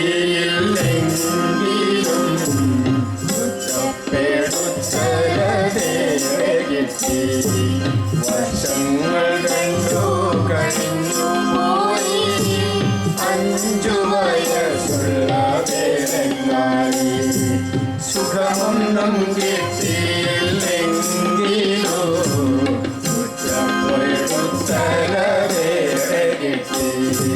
വർഷങ്ങൾ കണ്ടു കഴിഞ്ഞു പോയി 5 വയസ്സുള്ള വേലക്കാരി. 5 വയസ്സുള്ള വേലക്കാരി. 2 കണ്ണുകളല്ലാതെ സൗന്ദര്യത്തിന്റെ യാതൊന്നും ആ ശരീരത്തിൽ ശേഷിച്ചിരുന്നില്ല. മെലിഞ്ഞുണങ്ങിയ എല്ലും തോലുമായ ഒരു രൂപം. ഈ ഇടയ്ക്ക് ഫന്തീൻ മറ്റൊരു പട്ടണത്തിൽ എത്തിച്ചത്. അവിടെ പുതുതായി ഒരാൾ വന്നിട്ടുണ്ട്. ചായം നിർമ്മിക്കലാണ് അയാൾക്ക് ജോലി. ആളെപ്പറ്റി ആർക്കും കൂടുതലായി ഒന്നും അറിയില്ല. അങ്ങനെ ഇരിക്കെ ആ പട്ടണത്തിൽ എന്തോ ഒരു പരിപാടി നടക്കുന്നു. അവിടുത്തെ ടൗൺ ഹാളിൽ ആളുകൾ ധാരാളമുണ്ട്. അവിടെ പരിപാടിയുടെ മൂർധന്യത്തിൽ അതാ ആ ടൗൺ ഹാളിൽ തീ പിടിച്ചിരിക്കുന്നു. എല്ലാവരും രക്ഷാപ്രവർത്തനം. അവിടെ രക്ഷാപ്രവർത്തനം ഇന്ന ആളെന്നുള്ള കണക്കൊന്നും എല്ലാവരും ഏർപ്പെട്ടിരിക്കുന്നു. അതാ അയാളുമുണ്ട്. സ്ഥലത്തെ പോലീസ് മേധാവിയുടെ 2 കുട്ടികളെ രക്ഷപ്പെടുത്തുന്നത് അയാളാണ്. ആരാണ് അയാൾ? ആളുകൾ ചോദിക്കാൻ തുടങ്ങി. സ്ഥലത്തെ പോലീസ് മേധാവിയുടെ 2 കുട്ടികളെ അതീവം സാഹസികമായി രക്ഷപ്പെടുത്തുന്നത് അയാളാണ്. ഒടുവിൽ അയാൾ സ്വന്തമായി തന്നെ മറുപടി പറഞ്ഞു, ഞാൻ ഫാദർ മദനിയൻ. പാവപ്പെട്ടവർക്ക് വേണ്ടി പല നല്ല കാര്യങ്ങളും ചെയ്തു. പാവപ്പെട്ടവർക്ക് വേണ്ടി ധർമാശുപത്രികൾ സ്ഥാപിച്ചിട്ടുണ്ട്. പാവപ്പെട്ടവർക്ക് വേണ്ടി വിദ്യാലയങ്ങൾ സ്ഥാപിച്ചിട്ടുണ്ട്. പാവപ്പെട്ടവർക്ക് വേണ്ടി ഒരുപാട് നല്ല കാര്യങ്ങൾ ചെയ്തിട്ടുണ്ട് ഫാദർ മദനിയന്റെ ജനസേവന താല്പര്യം രാജാവ് അദ്ദേഹത്തെ ആ പട്ടണത്തിന് മേയറാക്കുവാൻ വേണ്ടി തീരുമാനിച്ചു. പക്ഷേ ആ പദവി സ്വീകരിക്കാൻ അദ്ദേഹം തയ്യാറായില്ല. കോടീശ്വരനായാൽ ആരും കൊതിക്കുന്ന സ്ഥാനമാനങ്ങളിൽ മോഹിച്ചില്ല. ആദരവോടെ ജനങ്ങൾ പിടിച്ചിരുത്തി ആ നഗരത്തിന്റെ മേയറാക്കി. ആ നഗരത്തിന്റെ മേയറാക്കി. ഇപ്പോൾ അദ്ദേഹം ആ നഗരത്തിന്റെ മേയറായിട്ടും പഴയ ഒതുങ്ങിയ ജീവിതം തല നരച്ചിട്ടുണ്ട്. ഒരു കൂലിപ്പണിക്കാരന്റെ കരുവാളി പ്ലസിൽ നോട്ടത്തിൽ ഗൗരവം, ഒരു തത്വജ്ഞാനിയുടെ ആലോചനാഭാവം, മുഖത്ത് എപ്പോഴും ഗൗരവം. എങ്കിലും മേയറുടെ ജോലികളൊക്കെ കൃത്യമായി ചെയ്യുന്ന വയലുകളിൽ വെറുതെ നടക്കും വിശ്വസ്ത സ്നേഹിത പുസ്തകങ്ങൾ. വിളവുകൾ വയലിൽ മാത്രമല്ല വിളയണം മനസ്സിന്റെ ഉള്ളിൽ. വയലുകളിൽ വെറുതെ നടക്കും വിശ്വസ്ത സ്നേഹിത പുസ്തകങ്ങൾ. വിളവുകൾ വയലിൽ മാത്രമല്ല വിളയണം മനസ്സിന്റെ ഉള്ളിൽ. വിളയണം മനസ്സിന്റെ ഉള്ളിൽ. ആർക്കും എന്ത് സഹായം ചെയ്യുന്ന അദ്ദേഹത്തിന്റെ പ്രത്യേകതകൾ ആ നഗരത്തിലെ പോലീസുകാരനായ രാവേർ ക്രൂരനാണ്, പിശാചാണ്. പരന്ന മൂക്കും ആഴമുള്ള ദ്വാരങ്ങൾ, കവിളികളിലേക്ക് ഉയർന്നേൽക്കുന്ന കൂറ്റൻ മീശ ആ മുഖത്തിന്റെ ശൗര്യം വർദ്ധിപ്പിക്കും. അദ്ദേഹം ചിരിക്കുമ്പോൾ നരിയെ പോലെ തോന്നും. അദ്ദേഹത്തിന്റെ പേര് കേൾക്കുമ്പോൾ ആ പട്ടണത്തിൽ എല്ലാവർക്കും ഭയമാണ്. മോസി മദനിയൻ എന്ന പേര് കേൾക്കുമ്പോൾ എല്ലാവർക്കും സ്നേഹമാണ്, ബഹുമാനം. യാവേർ ആ കൂട്ടത്തിലുണ്ടായിരുന്നു. മോസി മദനിയൻ അതത്ര കാര്യവുമാക്കി. ഒരു ദിവസം മോസി മദനിയൻ ആ തെരുവിലൂടെ നടക്കുകയായിരുന്നു. അല്ല, ഒരാൾക്കൂട്ടം അദ്ദേഹം മെല്ലെ അങ്ങോട്ട് ചെന്ന് നോക്കി. അല്ല, അവിടെ എന്തോ നടന്നിരിക്കുന്നു. ഒരു വാഹനാപകടം നടന്നിരിക്കുന്നു. അദ്ദേഹം ആളുകളെ വകഞ്ഞു മാറ്റിക്കൊണ്ട് നോക്കി. അത് അടിയിലൊരാളുണ്ടല്ലോ. ഭൂഷൺവാങ്ങാണത്. അദ്ദേഹം എല്ലാവരോടുമായി പറഞ്ഞു, ഇതാ ഈ ജീവൻ രക്ഷിക്കുന്നവർക്ക് ഞാൻ 5 സ്വർണ്ണനാണയം തരാം. എങ്ങനെയെങ്കിലും ആ ജീവൻ ഒന്ന് രക്ഷിക്കും. ആരും അത് ചെല്ലിക്കൊണ്ടിരുന്നു. അദ്ദേഹം എല്ലാവരോടുമായി പറഞ്ഞു, ഈ ജീവൻ രക്ഷിക്കുന്നവർക്ക് ഞാൻ 10 സ്വർണ്ണനാണയം തരാം. ആരും അതും മുഖവേലിക്കെടുത്തില്ല. ഈ ജീവൻ എങ്ങനെ രക്ഷപ്പെടുത്തു? ഞാൻ 20 സ്വർണ്ണനാണയം തരാം. അതിന് മറുപടി പറയുന്നത് ജാവേറായി. മിസ്റ്റർ, നിങ്ങൾ പറയുന്നത് അനുസരിക്കാൻ ഇവിടെ ആർക്കും സാധ്യമല്ല. അതനുസരിക്കുന്ന ഒരാളുണ്ടായിരുന്നു. അയാളിപ്പോൾ ജയിലിലാണ്. ഓഹോ, അങ്ങനെയാണ്. എങ്കിൽ ഞാൻ തന്നെ ശ്രമിച്ചു നോക്കാം. അയാൾ ആ വാഹനം ഉയർത്തുവാൻ വേണ്ടി ശ്രമിച്ചു നോക്കി. ആവുന്നില്ല. വീണ്ടും ശ്രമിച്ചു നോക്കി. ഇല്ല. അമ്മേ, അയ്യോ, ഞാൻ ചത്തുപോട്ടെ. ഭൂഷൺവാങ് വേദന സഹിക്കാൻ പറ്റാതെ വിയർത്തൊലിച്ചുകൊണ്ടിരുന്ന ലാങ് അദ്ദേഹം വീണ്ടും ശ്രമിച്ചുകൊണ്ടേയിരിക്കുകയാണ്. അദ്ദേഹത്തിന്റെ പിണാപ്പാട് കണ്ടപ്പോ ആൾക്കാരുടെ കൂട്ടത്തിൽ ചില ആളുകൾ വന്ന് അദ്ദേഹത്തെ സഹായിച്ചു. അങ്ങനെ എല്ലാവരുടെയും സഹായത്തോടു കൂടി ആ വണ്ടി ബന്ധപ്പെട്ടു ഭൂഷൺവാങ്ങിനടുത്ത് ആശുപത്രിയിലേക്ക് പോയി. ഈ വേളയിലാണ് ഫൻഡേൻ അവിടെ എത്തിച്ചേർന്നത്. പണി പലതും ചെയ്തെങ്കിലും ഒന്നും സ്ഥിരമായിരുന്നില്ല. കൊസത്തിന് സുഖമില്ല. എങ്ങനെയെങ്കിലും കുറച്ച് കാശ് അയച്ചു കൊടുക്കുവാൻ വേണ്ടി എടുത്തു വന്നിട്ടുണ്ട്. അവൻ എല്ലാ ചിന്തകളും ആലോചിച്ചു. ഒരു വഴിയുമില്ല. ഞാൻ എന്ത് ചെയ്യും? എൻ്റെ മകളുടെ ദീനമകറ്റാൻ വേണ്ടി ഞാൻ എന്താണ് ചെയ്യേണ്ടത്? എൻ്റെ മകളുടെ ദീനമകറ്റാൻ വേണ്ടി ഞാൻ എന്താണ് ചെയ്യേണ്ടത്? ഒരു വഴിയുമില്ലല്ലോ. അവൾക്ക് ഒരു ബുദ്ധി തോന്നി. നയന മനോഹരമായി വളർന്നു നിൽക്കുന്ന തൻ്റെ മുടി മുറിച്ചു വിൽക്കാൻ വേണ്ടി അവൾ തീരുമാനിച്ചു. ഉദ്ദേശിച്ച കാശൊന്നും കിട്ടിയിരുന്നു.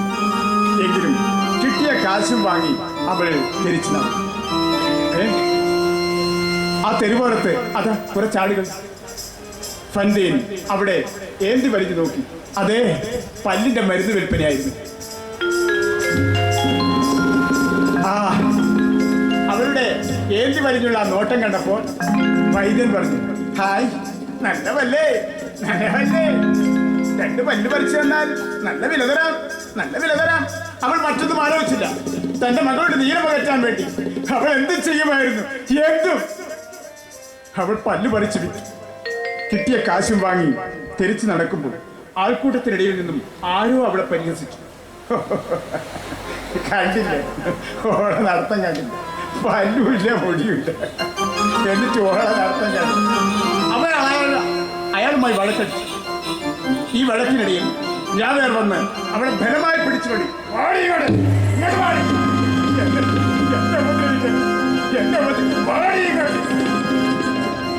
ഹൃദയം തകർന്നവൾ വിലപിച്ചു, ജീവിതം മുന്നിൽ നിവർത്തി വെച്ചു, കണ്ണീർ കൊണ്ടാടുന്ന കണ്ണുകൾ കാണുവാൻ വയ്യാതെ മങ്ങിപ്പോയി, കാണുവാൻ വയ്യാതെ മങ്ങിപ്പോയി.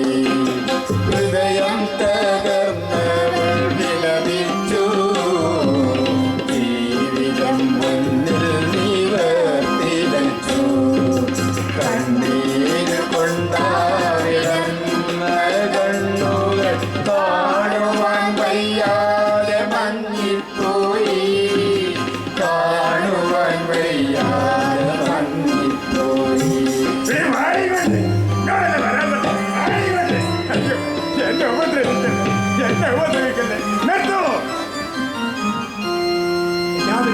ആ ശബ്ദം കേട്ട ഭാഗത്തേക്ക് ഫന്തീന്റെ കയ്യിലുള്ള പിടി പോലീസുകാർ വിട്ടു. ഫന്തീൻ മെല്ലെ അദ്ദേഹത്തിന്റെ മുന്നിലേക്ക് ഇറങ്ങിച്ചു. ഓഹോ, നിങ്ങളാണോ മോസി മദിനൻ? നിങ്ങളാണോ മോസിമാൻ?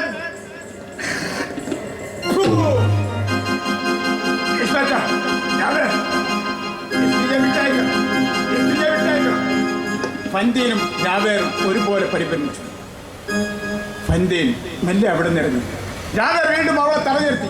ആരാ നിന്നെ വിട്ടയച്ചത്? ആരാ നിന്നെ വിട്ടയച്ചത്? ഞാൻ തന്നെ. ഫാദർ മദനിയൻ കൂടുതൽ ശക്തിയോടെ പറഞ്ഞു. ഫന്തീൻ ബോധം കിട്ടി നിരത്തുന്നു. അവളെ എടുത്ത് ആശുപത്രിയിലേക്ക് കൊണ്ടു.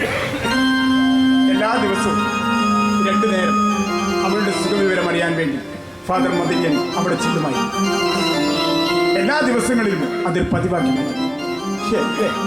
എന്റെ മകളെ ഒന്ന് കാണണമായിരുന്നു, കൊസത്തിനെ ഒന്ന് കൊണ്ടുവരാമോ? കൊസത്തിനെ കൊണ്ടുവരാൻ വേണ്ടി ഏർപ്പാട് ചെയ്തിട്ടുണ്ട്. കൊസത്തിനെ കൊണ്ടുവരാൻ വേണ്ടി ഏർപ്പാട് ചെയ്തിട്ടുണ്ട്. ഭയപ്പെടേണ്ട, അവിടെ കിടന്നോളൂ, സമാധാനമായി കിടന്നു. കൊസത്തിനെ കൊണ്ടുവരാൻ വേണ്ടി വണ്ടി ഏർപ്പാട് ചെയ്ത് വെച്ചിട്ടുണ്ട്. തിരിഞ്ഞു നിൽക്കുമ്പോൾ ജാവേർ, എനിക്ക് തെറ്റുപറ്റി. എന്ത് തെറ്റു? ഞാൻ അങ്ങയെ കണ്ടപ്പോൾ വിചാരിച്ചു യാങ് വാഴാങ്ങാണ്. ഞാൻ ആ വിവരം എൻ്റെ മേലുദ്യോഗസ്ഥരെ അറിയിക്കുകയും ചെയ്തു. അപ്പോഴാണ് ഞാൻ അറിയുന്നത് യാങ് വാഴാങ്ങിനെ ഒരു കളവ് കേസിൽപ്പെടുത്തി തടവിലടച്ചിരിക്കുകയാണെന്ന്. ആ കേസിന്റെ വിധി നാളെയാണ്. ഓഹോ, അങ്ങനെയാണ്. എന്ന് നിങ്ങൾ പോയിക്കൊള്ളു, പേടിക്കണ്ടേ, നിങ്ങൾ പോയിക്കൊള്ളു. അദ്ദേഹം അവിടെ യാങ് വാഴാങ് വണ്ടിയിൽ കയറിയാണ്. പിറ്റേ ദിവസം അദ്ദേഹം പട്ടണത്തിലെത്തിയ അദ്ദേഹം നേരെ കോടതി മുറിയിലേക്ക് കാണിച്ചു.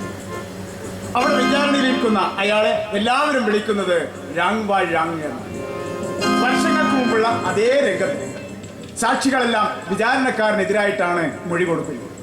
ശിക്ഷ തീർപ്പാക്കുന്നതായി ജഡ്ജി പറഞ്ഞു.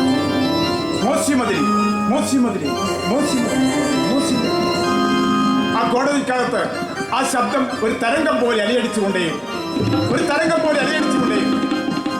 യാങ് വാഴാങ് കോടതിയുടെ നടുത്തടുത്ത് അദ്ദേഹത്തിന്റെ മുടി മുഴുവൻ 1 മണിക്കൂർ കൊണ്ട് നരച്ചു. ദയനീയമായ മുഖത്തോടെയെങ്കിലും ശാന്തനായി നിൽക്കുകയായിരുന്നു. അറിയില്ലയോ എന്നെ സൂക്ഷിച്ചു നോക്കുക, അറിയാതിരിക്കില്ല നിങ്ങളെന്നെ.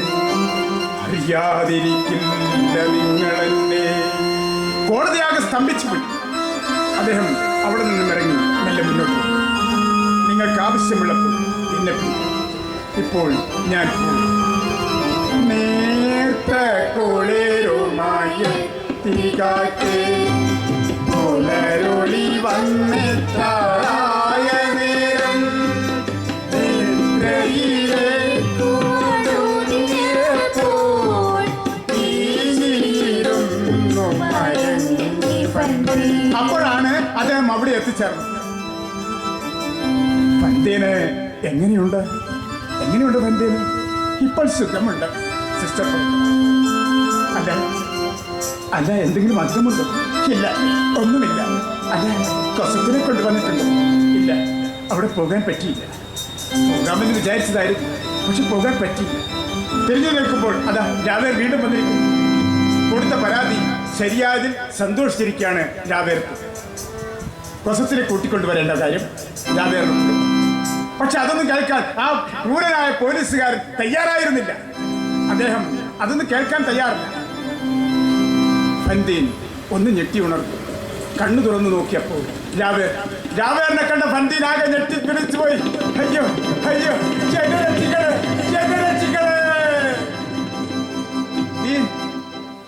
നിന്നെ തേടി വന്നതല്ല രാവേർ ഇപ്പോൾ. രാവേറിനോട് കൊസത്തിനെ കൂട്ടിക്കൊണ്ടുവരേണ്ട കാര്യം അദ്ദേഹം പറഞ്ഞു.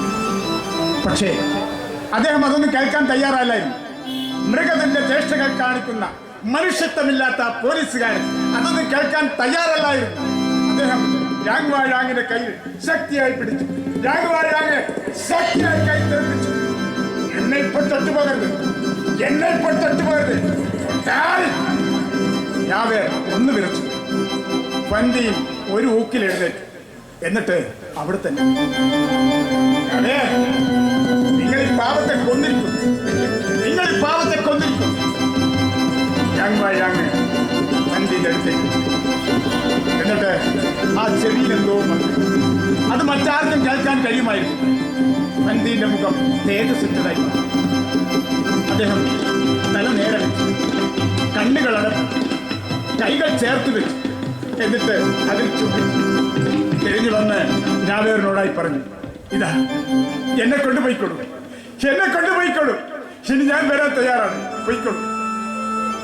അതുവരെ ചെയ്ത എല്ലാ നന്മകളും ജനങ്ങൾ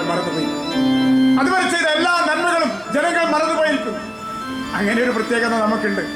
നമ്മുടെ നാടിനു വേണ്ടി നല്ല കാര്യങ്ങൾ ചെയ്ത ഭരണാധികാരികളെ ഓർമ്മിക്കാൻ കഴിയാത്ത ഒരു ജനത നമ്മുടെ നാട്ടിലുണ്ട്, ഇവിടെയുമുണ്ട്, എല്ലാ കാലത്തുമുണ്ട് എന്നുള്ളതിന്റെ പ്രത്യേകതയാണ് ഈ കാണുന്നത്. അതുവരെ ചെയ്ത എല്ലാ നന്മകളും മറന്നുപോയി. കാലം 1815 വാട്ടർലൂ യുദ്ധമായി. ഒടുവിൽ ഇംഗ്ലണ്ട് ജയിച്ചു. നെപ്പോളിയൻ തോറ്റു. വാട്ടർലൂ നിശബ്ദം. കടപ്പുറത്ത് കപ്പലിന് കേടുപാടുകൾ സംഭവിച്ചു. ആ കപ്പലിന്റെ കേടുപാടുകൾ തീർക്കുന്നതിന് വേണ്ടി കുറച്ച് തടവുകാരെ കൊണ്ടുവന്നിട്ടുണ്ട്. തടവറയിൽ നിന്ന് കൊണ്ടുവന്ന തടവുകാർ ആ കപ്പലിന്റെ കേടുപാടുകൾ തീർത്തുകൊണ്ടിരിക്കുകയാണ്. കേടുപാടുകൾ തീർക്കുന്നതിനിടെ ഒരു തടവുകാരൻ അതാ നിലതെറ്റി ചാഞ്ചാടാൻ തുടങ്ങി. വീണാൽ കടലിലാണ്. മരണം സുനിശ്ചിതമാണ്. അയ്യോ, എങ്ങനെയെങ്കിലും ആ ജീവൻ രക്ഷിക്കണം. അദ്ദേഹം ഞാനിൽ മേൽ കഴിക്കുകയാണ്. എങ്ങനെ രക്ഷപ്പെടണമെന്ന് അയാൾക്ക് തിരിയുന്നില്ല. അയാൾ എങ്ങനെയും രക്ഷപ്പെടാൻ വേണ്ടിയുള്ള പ്രവർത്തനത്തിലാണ്. രക്ഷാപ്രവർത്തകർ ആകാവുന്നതെല്ലാം ചെയ്തു. പക്ഷേ അദ്ദേഹത്തെ എന്ത് ചെയ്യണമെന്ന് അവർക്ക് എത്തുപിടി കിട്ടുന്നില്ല. അതാ ഒരു തടവുകാരൻ ആ കപ്പലിന്റെ മുകൾഭാഗത്ത് കൂടി കയറുകയാണ്. വളരെ സാഹസികമായി അദ്ദേഹം ഒരു കയറിട്ട് കൊടുത്തു. വീഴാറായി നിൽക്കുന്ന തടവുകാരനെ ആ കയറിൽ പിടിക്കുന്നു. രക്ഷപ്പെട്ടു. ഇനി എങ്ങനെയും ജീവിക്കും. രക്ഷപ്പെടുത്തിയ തടവുകാരന് മാപ്പ് കൊടുക്കുക. എല്ലാവരും ഒരേ കണ്ടത്തിൽ ആവശ്യപ്പെട്ടു. അദ്ദേഹം മുകളിലുള്ള കമ്പി പിടിച്ച് രക്ഷപ്പെട്ടു. അദ്ദേഹത്തെ വളരെ സാഹസികമായി മേലേക്ക് ഉയർത്തുകയാണ് രക്ഷപ്പെടുത്തിയ തടവുകാരൻ. രക്ഷപ്പെടുത്തിയ തടവുകാരൻ മറുഭാഗത്തോട് അദ്ദേഹത്തെ അവിടങ്ങളെല്ലാം പരതി. എവിടെ തിരക്കിയിട്ടും അദ്ദേഹത്തെ കാണാനില്ല. രക്ഷാപ്രവർത്തനം നിർത്തിവെച്ചു. അദ്ദേഹത്തിന്റെ പൊടി പോലും കാണാനില്ല. അടുത്ത ദിവസത്തെ പത്രത്തിൽ ഇങ്ങനെയൊരു വാർത്തയാണ്. തടവറയിൽ നിന്നും കൊണ്ടുവന്ന തടവുകാരിൽ ഒരാൾ കടലിൽ വീണ് മുങ്ങി മരിച്ചു. പേര് രാങ്വാഴാങ്. ശവം ഇതുവരെയും കണ്ടുകിട്ടില്ല. കൊസത്തിനെ പിടിപ്പത് ദുർബലമായ ശരീരത്തിന് താങ്ങാൻ കഴിയാവുന്നതിലേറെ പണിയെടുക്കണം ആ കൊച്ചുകുട്ടി. ഒരു വലിയ ബക്കറ്റ് നിറയെ വെള്ളമെടുത്തു കൊണ്ടുവരണം. പകുതിയും കൊണ്ട് ചെന്നാൽ തെനാർദിയുടെ വക അടിയും വഴക്കുമായിരിക്കും. ആ വലിയ ബക്കറ്റ് നിറയെ വെള്ളം കോരി നിറച്ച് അങ്ങനെ ഏത്തി വലിച്ച് അവൾ നടക്കുകയാണ്. ഇത് കണ്ടപ്പോ ഒരു വഴിപോക്കൻ ആ ബക്കറ്റ് വെക്കും. ഇങ്ങോട്ട് നമ്മളെ ഇങ്ങോട്ട് ഞാനെടുക്കാം. വേണ്ട എടി ഇങ്ങോട്ട് കൊണ്ട. അതിന്റെ ശാഠ്യം കണ്ടോ മോളെ, എനിക്ക് എടുക്കാൻ കഴിയും. ഇങ്ങോണ്ട. എന്നാ ശരി. മോക്കെത്ര വയസ്സായി? എനിക്ക് 8 വയസ്സ്. എത്ര ദൂരം നടക്കണം? അറിഞ്ഞൂടാ. 1/4 മണിക്കൂർ നടക്കണം. കുട്ടിക്ക് അമ്മയില്ല? അറിയില്ല. എന്തായി കേൾക്കുന്നത്? അമ്മയില്ലെന്ന് ചോദിച്ചപ്പോ അറിയില്ല. മോളെ പേരെന്താ? എന്റെ പേര് കസത്ത്. എന്റെ പേര് കസത്ത്. ഇടിമിന്ന തട്ടിയ പോലെ തോന്നി ചിലറിയ കാലുകളേരം. ഇടിമിന്ന തട്ടിയ പോലെ തോന്നി ചിലറിയ കാലുകളേരം. നീയുമുണരാത്തൊരമ്മയപ്പോ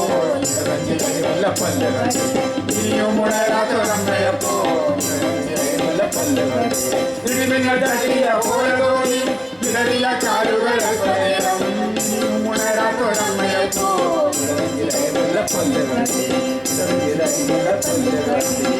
അവരങ്ങനെ പല കുശലങ്ങളും പറഞ്ഞ് നടന്ന് തെനാർദിയുടെ വീട്ടിൽ.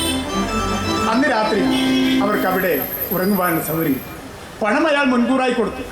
പിറ്റേ ദിവസം രാവിലെ എഴുന്നേറ്റ് അദ്ദേഹം പോകുവാനുള്ള പുറപ്പാടിലാണ്. അല്ല, എനിക്ക് പോകണം. ഓ, അതുകൊണ്ടെന്താ പോകാമല്ലോ. അല്ല, ഇവിടെ കച്ചവടമൊക്കെ എങ്ങനെ ഇരിക്കുന്നു? വളരെ വിഷമമാണ്. വളരെ വിഷമമാണ്. തൊട്ടേനെന്തോന്നേനും എല്ലാം വിലക്കായിട്ടല്ലേ. എങ്ങനെയാ പിടിച്ചേക്ക? പട്ടിണിയല്ലേ. ഇപ്പൊ ആണെങ്കിലും ഡീസലിനും പെട്രോളിനും എല്ലാം വിലക്കായിട്ടല്ലേ. തൊട്ടേനും എല്ലാം വിലക്കായിട്ടാ. ഇതാ മോളെ നോക്കിയാട്ടെ, പോറ്റാൻ കഴിയുന്നില്ല. എങ്കിൽ അവിടെ ഞാൻ കൊണ്ടുപോയിക്കൊണ്ടു. ഓ, സമ്മതം തന്നെ. വളരെ സമ്മതം തന്നെ. പിന്നെ ഒരു കാര്യമുണ്ട് കേട്ടോ. നല്ല പൊന്നുപോലത്തെ മോളാ. നല്ലോണം നോക്കണം കേട്ടോ. ഓ, ഞാൻ അവളെ പൊന്നുപോലെ നോക്കും. എൻ്റെ മോളായി ഞാൻ വളർത്തും. എൻ്റെ മോളായി അവളെ വളർത്തും. അങ്ങനെ ആ വെളുപ്പാൻ കാലത്ത് അവളെയും കൂട്ടി അയാൾ നടന്നു. വെളുപ്പാൻ കാലത്ത് നടന്ന് ബഹുദൂരം നടന്ന് മുന്നോട്ട് പോയിക്കൊണ്ടേ അവർ നടന്ന് പാരീസിൽ. അതാ ആ കടയുടെ മുന്നിൽ ഒരു വാർത്താദിനപത്രം തൂങ്ങിക്കിടക്കുന്നു. ആ വാർത്താദിനപത്രത്തിന്റെ വെണ്ടക്ക തലക്കെട്ടിരുന്ന ഒരു വാർത്ത. രാങ് വാഴാങ് കടലിൽ വീണ് മുങ്ങിമരിച്ചു. ശവം ഇതുവരെ കണ്ടുകിട്ടിയിട്ടില്ല. അദ്ദേഹത്തിന് സമാധാനം. ആൾ താമസം വളരെ കുറഞ്ഞ ഒരു സ്ഥലത്ത് അയാളൊരു വീട് കണ്ടു. അവിടെ താമസത്തിനുള്ള സൗകര്യവും കിട്ടി. പുതിയൊരു നാട്ടിൽ പുതിയൊരു വീട്ടിൽ പുതിയൊരു മനസ്സുമായി പുതിയൊരു ജീവിതം പുതിയൊരു കൂട്ടം പുതിയൊരു പുതിയൊരു പുതിയൊരു നാട്ടിൽ പുതിയൊരു വീട്ടിൽ പുതിയൊരു മനസ്സുമായി പുതിയൊരു ജീവിതം പുതിയൊരു കൂട്ടം പുതിയൊരു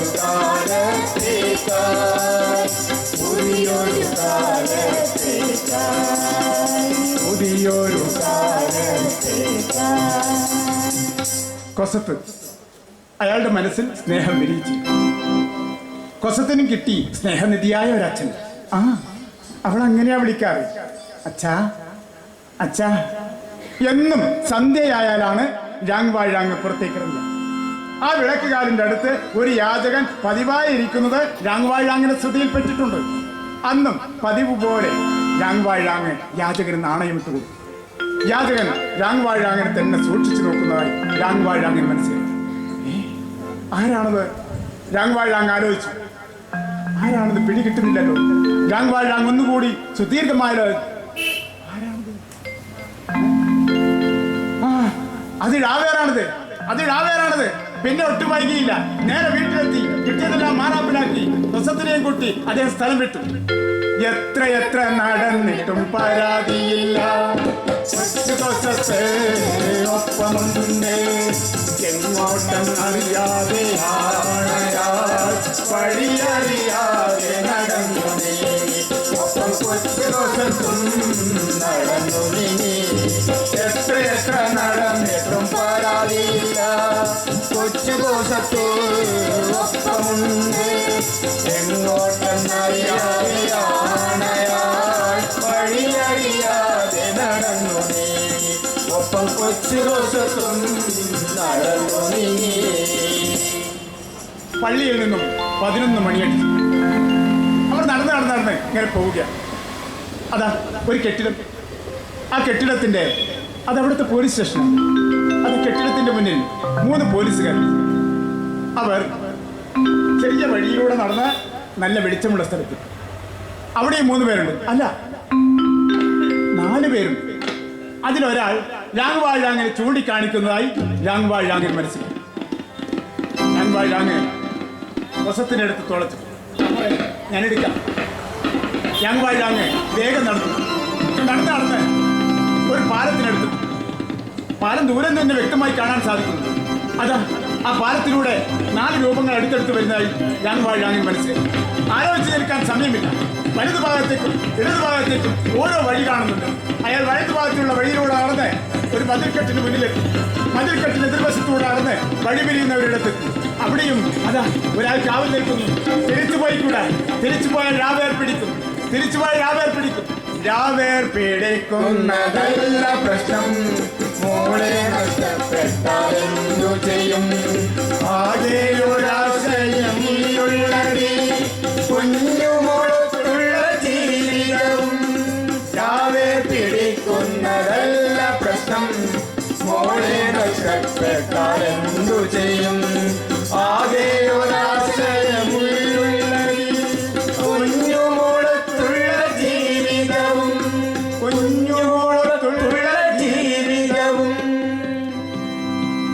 അങ്ങനെ ദിവസങ്ങൾ ഓരോന്നും കടന്നുപോയി.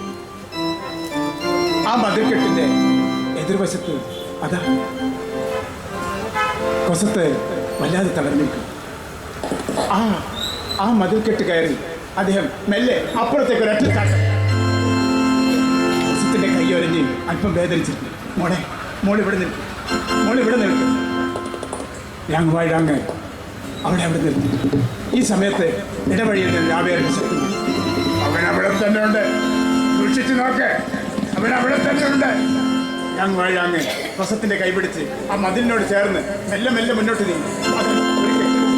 അദ്ദേഹം ആ കെട്ടിടത്തെ ലക്ഷ്യമാക്കി മുന്നോട്ട് നീങ്ങി.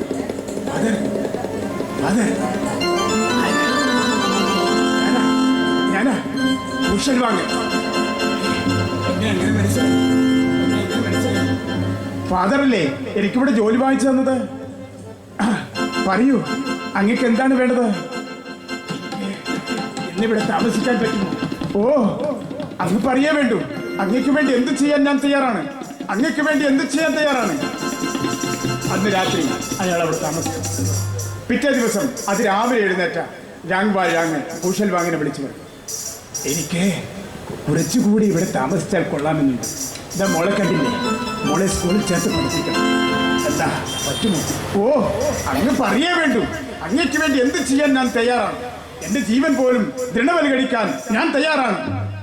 അത് മഠത്തിന്റെ സ്ഥലമായിരുന്നു. കൊസത്തിനെ മഠത്തിന്റെ സ്കൂളിൽ ചേർത്ത് പഠിപ്പിക്കുവാൻ തീരുമാനിച്ചു.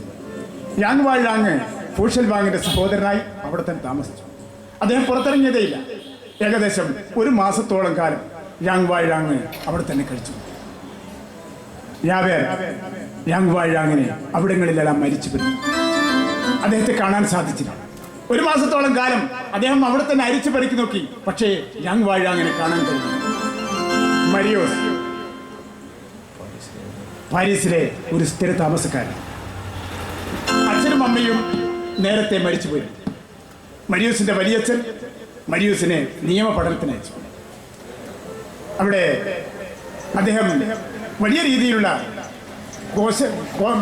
രീതിയിലുള്ള പ്രവർത്തനങ്ങളെല്ലാം സംഭവിച്ചുകൊണ്ടിരിക്കുന്ന ഘട്ടത്തിലാണ് അദ്ദേഹം നിയമ പഠനത്തിന് അയച്ചത്.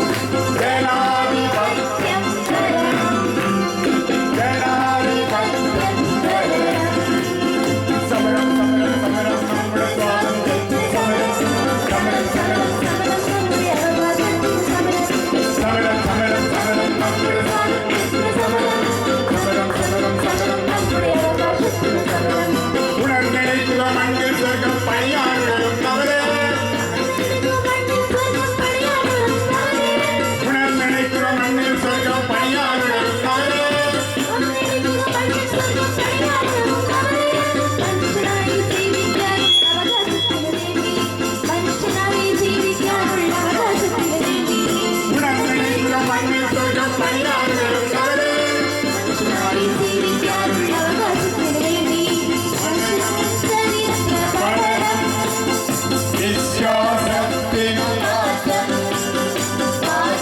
നേടണം വരണം ജനാധിപത്യം വരണം ജനാധിപത്യം വരണം പഠനം ചരിത്ര പഠനം വിശ്വാസത്തിനു മാറ്റം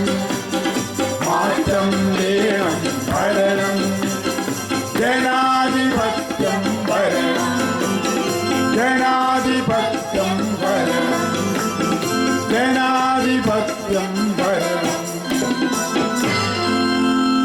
സ്വാതന്ത്ര്യത്തിൽ വിശ്വസിക്കുന്ന ABC എന്ന സംഘടനയിൽ മരിയൂസ് ചേർന്നു. വളരെ കഷ്ടപ്പാടിലൂടെയാണ് മരിയൂസിന്റെ ജീവിതം കടന്നുപോയിക്കൊണ്ടിരുന്നത്. ഭക്ഷണമില്ലാത്ത പകലുകൾ, ഉറക്കമില്ലാത്ത രാത്രികൾ, മരിയൂസും ആ ദുർഘടമായ ജീവിതത്തിലൂടെ കടന്നുപോയിക്കൊണ്ടിരിക്കുകയാണ്. ദൗർഭാഗ്യം, നിസ്സഹായത്വം, ഉപേക്ഷിക്കപ്പെട്ട അവസ്ഥ മരിയൂസ് ആ ദുർഘടമായ ജീവിതത്തിൻ്റെ കൂടെയായിരുന്നു. നമ്മുടെ കണ്ണുകൾക്ക് മറ്റുള്ളവരുടെ മനസ്സിന്റെ അകം കാണാൻ കഴിവുണ്ടായിരുന്നു എങ്കിൽ മനുഷ്യരെ കുറെ കൂടി തെറ്റാതെ മനസ്സിലാക്കാൻ കഴിയുമായിരുന്നു. ലൂക്സംബർഗിലെ നടപടികളിൽ ഒന്നിൽ മരിയൂസ് ചെല്ലുമ്പോഴൊക്കെ ഒരു പുരുഷൻ ഒരു പെൺകുട്ടി പതിവായി വന്നിരിക്കുന്നത് മരിയൂസിന്റെ ശ്രദ്ധയിൽപ്പെട്ടിട്ടുണ്ട്. മരിയൂസിനെ പരിചയപ്പെടണമെന്നുണ്ടായിരുന്നു. ഒരു ദിവസം അവരറിയാതെ അവരെ പിന്തുടർന്നു. 1000 കണ്ണുള്ള അനന്തനായിരുന്നു മരിയൂസ്. യാങ് പിന്നെ വരാതെ യാങ് അവിടെ വരാതിരുന്നപ്പോൾ മരിയൂസിന് വല്ലാത്ത പ്രയാസം അനുഭവപ്പെട്ടു. മരിയൂസിന്റെ മനസ്സ് വല്ലാത്ത പ്രയാസത്തിലാണ്. മരിയൂസ് അവരെ അന്വേഷിച്ചു. അവിടെ അന്വേഷിച്ച് വന്നപ്പോൾ നമ്മൾ അരിയാട്ടനും പുരുഷാട്ടനെല്ലാം കൂടി നിന്നിട്ട് അടുത്ത് വർത്താനം പറയാം. അരിയാട്ട, നമ്മുടെ ആ ചെറിയ പെൺകുട്ടിയും ഒരു ആളും ഇങ്ങനെ വരുന്നത് കാണുന്നില്ല. അവർ വീട് എവിടെയും പറഞ്ഞു. ഓ, അറിയില്ല പോയി. ഞാനൊരു കാര്യം ചോദിച്ചപ്പോൾ അദ്ദേഹത്തിന് അറിയില്ലെന്ന്. അവിടെ രാജേട്ട, അവർ വീടറിയോ? അറിയില്ല. അവരോട് പോയോ? അവരിവിടെ താമസം മാറ്റി പോയെന്ന് തോന്നുന്നു. യാങ് സ്ഥിരമായി ഒരു തരത്തിന് താമസിച്ചില്ല. അയാൾ 2 വീടുകൾ വാടകയ്ക്ക്, പാരീസിലും മറ്റൊരിടത്തുമായി അയാൾ 2 വീടുകൾ വാടകയ്ക്ക്. വസത്തിനെ അലങ്കരിച്ച മുറിയായി. അച്ഛൻ വന്നു കഴിഞ്ഞാൽ അവൾ കിന്നാരങ്ങൾ പലതും പറഞ്ഞു അച്ഛൻ്റെ അടുത്ത് വന്നു. അച്ഛ, എന്താ മോളെ? അച്ഛ, ഇവിടെ വല്ലാതെ തണുപ്പെന്ന്. അച്ഛ, ഒരു അടുപ്പും ഒരു പരവതാനിയും ഉണ്ടായിരുന്നെങ്കിൽ നന്നായിരുന്നു. അച്ഛ. മോളെ, എന്താ നീ പറയുന്നത്? നമ്മളെക്കാൾ നല്ലവരായ എത്രയോ പേർ ഈ ഭൂമിക്ക് മുകളിൽ തലയ്ക്ക് മീതെ ഒരു തണലുമില്ലാതെ കഴിയുന്നുണ്ട് മോളെ. യാങ് പാവങ്ങളുടെ പ്രയാസങ്ങൾ എപ്പോഴും ഓർമ്മിച്ചുകൊണ്ടിരുന്ന യാങ് വളരെ എളിമയോടുള്ള ജീവിതമായിരുന്നു ഇക്കാലം അത്രയും നയിച്ചുകൊണ്ടിരുന്നത്. കൊസത്ത് എന്ന് പറയുമ്പോൾ നമ്മൾ പണ്ട് കണ്ട ചെറിയ കുട്ടിയൊന്നുമില്ല കേട്ടോ. കൊസത്തിപ്പോൾ വളർന്ന് വന്നിരിക്കും. അവിടെ കണ്ടാൽ ഇപ്പോൾ ആരും ഒന്നും അല്ല, നോക്കിപ്പോകും.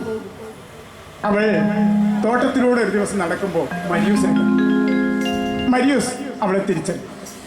അവർ കാണും പതിവ്. അവർ ചിരിക്കാൻ തുടങ്ങി. അല്ല, അവർക്ക് ചിരിക്കണം. അവരുടെ മനസ്സിൽ എന്തൊക്കെയോ മുളപൊട്ടിയിരിക്കും.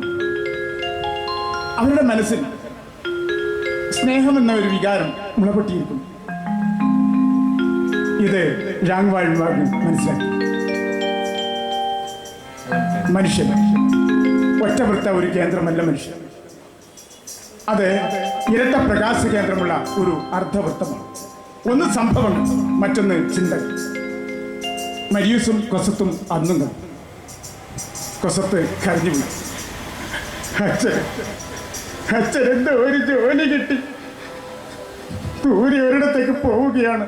എന്ത്? അതെ, അച്ഛൻ എന്തോ ഒരു ജോലി കിട്ടി ദൂരെ ഒരിടത്തേക്ക് പോവുകയാണ്. എന്താ കൊസത്ത് നീ പറയുന്നു?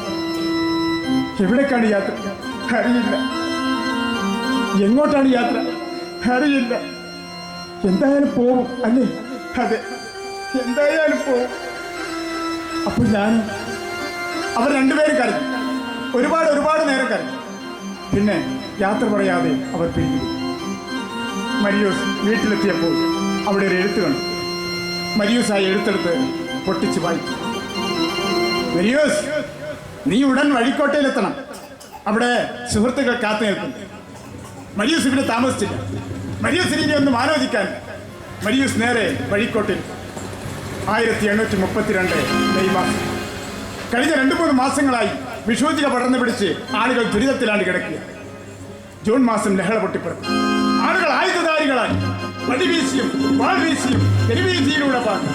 പട്ടാളക്കാരെ ഇറക്കി ലഹളയൊതുക്കുവാനുള്ള ശ്രമത്തിലാണ് ഭരണാധികാരി. ജനപ്രതിനിധി ഭരണം അല്ലെങ്കിൽ മരണം എന്നെഴുതിയ പ്ലക്കാർഡുകളും കൊടികളുമായി ആളുകൾ തെരുവീതിയിൽ അണിനിരന്നു. പീരങ്കി പടയിറങ്ങി, വെടിയൊച്ചയിൽ നഗരം കിടങ്ങി, മണികൾ കരഞ്ഞു, രംഗങ്ങൾ തേരുന്നു. പീരങ്കി പടയിറങ്ങി, വെടിയൊച്ചയിൽ നഗരം കിടങ്ങി, മണികൾ കരഞ്ഞു, രംഗങ്ങൾ തേരുന്നു.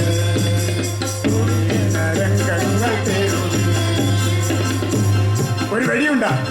മരിയൂസിന്റെ തലക്കടുത്ത് കൂടി കടന്നുപോയി. ഇല്ല, മരിയൂസിന് പേടി തോന്നിയില്ല.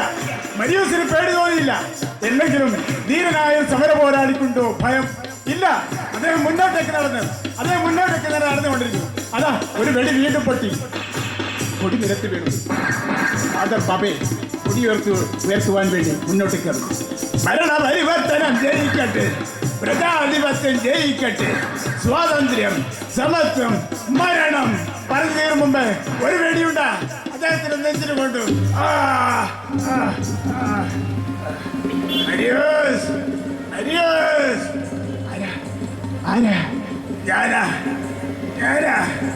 എന്റെ കീശയിൽ ഒരു എഴുത്തുണ്ട്.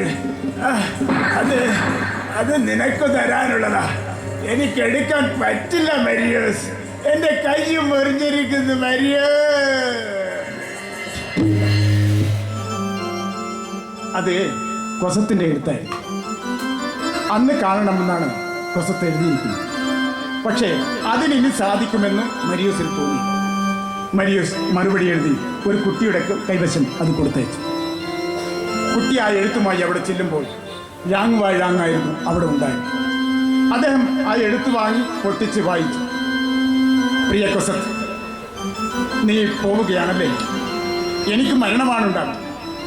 എൻ്റെ ആത്മാവ് നിന്നോട് അടുത്തെത്തി. നീ പുഞ്ചിരി കൊള്ളുമല്ലോ. സ്വന്തം മരിയൂസ്. യാങ് ആ എഴുത്ത് ചുരുട്ടി പോക്കറ്റ്. എന്നിട്ട് ഒരു ഭടന്റെ വേഷമണിഞ്ഞ് പുറത്തേക്കിറങ്ങി. പൗരന്മാരെ, ഈ സമരത്തിന് ശേഷം എന്താണ് സംഭവിക്കാൻ പോകുന്നത് നിങ്ങൾ ആലോചിച്ചിട്ടുണ്ടോ? മനുഷ്യർക്ക് ഓരോരുത്തർക്കും സ്വാതന്ത്ര്യം, എല്ലാവർക്കും അവകാശങ്ങളിൽ സമത്വം. അത് നേടാൻ വേണ്ടിയാണ് നമ്മുടെ ഈ സമരം. അന്തിമ സമരം, വിജയം വരെയും സമരം. യാങ് മരിയൂസിനോട് മിണ്ടിയില്ല. അവിടെ ബന്ധനസ്ഥനായി ഴാവേറുണ്ടു നിൽപ്പും. ഒന്ന് നോക്കി പിന്നെ ദൂരേക്ക് മാറി നിന്നു. അവിടെ ബന്ധനസ്ഥനായി ഴാവേറുണ്ടു നിൽപ്പും. ഒന്ന് നോക്കി പിന്നെ ദൂരേക്ക് മാറി നിന്നു.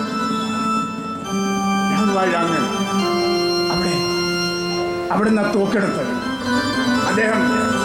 അദ്ദേഹത്തിന്റെ വിരലുകൾ കാഞ്ചിയിലമർന്നു. ഒരു വെടിപൊട്ടി. അടുത്ത മാളികയിൽ പട്ടാളക്കാരുടെ തലയിലെ തൊപ്പി തെറിച്ചു പോയി. അദ്ദേഹം വീണ്ടും തോക്കെടുത്ത് വെടിവെച്ചു. വിരലുകൾ അമർന്നു. അടുത്ത പട്ടാളക്കാരൻ തലയിലെ തൊപ്പി തെറിച്ചു പോയി. നിങ്ങളെന്താ തലക്ക് വെടിവെക്കാത്തത്?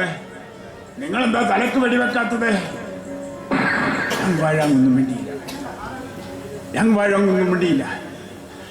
പട്ടാളത്തെ ആക്രമിക്കുക. സമരഭടന്മാർ പട്ടാളത്തെ ആക്രമിച്ചു. പട്ടാളക്കാർ തിരിച്ചും വെടിവെക്കാൻ തുടങ്ങി. സൂക്ഷിക്കുക. മരിയൂസ് വഴിക്കോട്ടയിൽ നിന്നും നിർദ്ദേശങ്ങൾ നൽകിക്കൊണ്ടേയിരുന്നു. നിർദ്ദേശാനുസരണം ഓരോ സമരഭടനും പ്രവർത്തിച്ചു കൊണ്ടേയിരുന്നു. യാവേറിനെ കെട്ടിയിട്ട മുറി അപ്പോൾ യാവേറും യാങ്വാഴാങ്ങും മാത്രം. യാങ്വാഴാങ്ങ് യാവേറിന്റെ കെട്ടുകളെല്ലാം അഴിച്ചു, കാലിലെ കെട്ട് മാത്രം അഴിച്ചു. നടക്കാൻ അദ്ദേഹം അതനുസരിച്ചു. ശവങ്ങൾ കൂടിക്കിടന്നിരുന്നു, രക്തം തളം കെട്ടിയിരുന്നു. കാലിലെ കെട്ടുള്ളത് കൊണ്ട് അദ്ദേഹത്തിന് വളരെ സാവധാനത്തിലേ നടക്കാൻ കഴിഞ്ഞുള്ളൂ. ആ കവാടത്തിനടുത്തെത്തിയപ്പോൾ യാങ്വാഴാങ്ങ് അവിടെ നിന്നു. യാവേ, ഇത് ഞാനാണ്. എനിക്ക് മനസ്സിലായി. നിങ്ങൾക്ക് എന്നോട് പകരം വീട്ടാം. യാങ്വാഴാങ്ങ് ആ കീശയിൽ നിന്ന് മൂർച്ചയുടെ കത്ത് പുറത്തേക്ക് എന്നിട്ട് യാവേറിന്റെ കാലിലെ കെട്ട്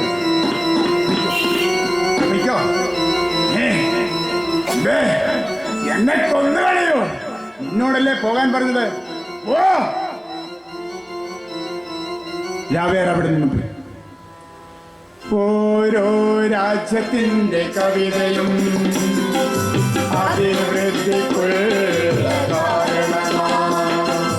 ഓരോ രാജ്യത്തിന്റെ കവിതയും അഭിവൃദ്ധിക്കുള്ള കാരണമാണ്. വയറിനു വേണ്ടി കുറച്ചു ചിന്തിക്കാം, ആദ്യമുണരാൻ അവസാനമുറങ്ങാം. വയറിനു വേണ്ടി കുറച്ചു ചിന്തിക്കാം, ആദ്യമുണരാൻ അവസാനമുറങ്ങാം. നാം സൗന്ദര്യത്തെ സ്നേഹിക്കുമ്പോൾ വെളിച്ചത്തെ കാണും. പെട്ടെന്നൊരു കൊടുങ്കാറ്റുപോലെ ആയുധശക്തി മുഖപടം നീക്കി അലറുകയാണ് ആയുധമൊക്കെയും. മരിയൂസ് നിർഭയം നിലയുറച്ചു.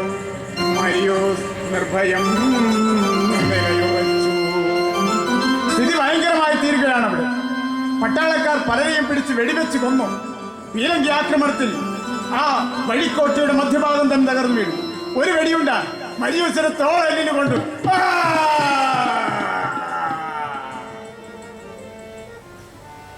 ബോധം മറയുന്നു, കണ്ണുകളടയുന്നു, ഇല്ല ഭാവി ഇനി മുന്നിലെങ്കിലും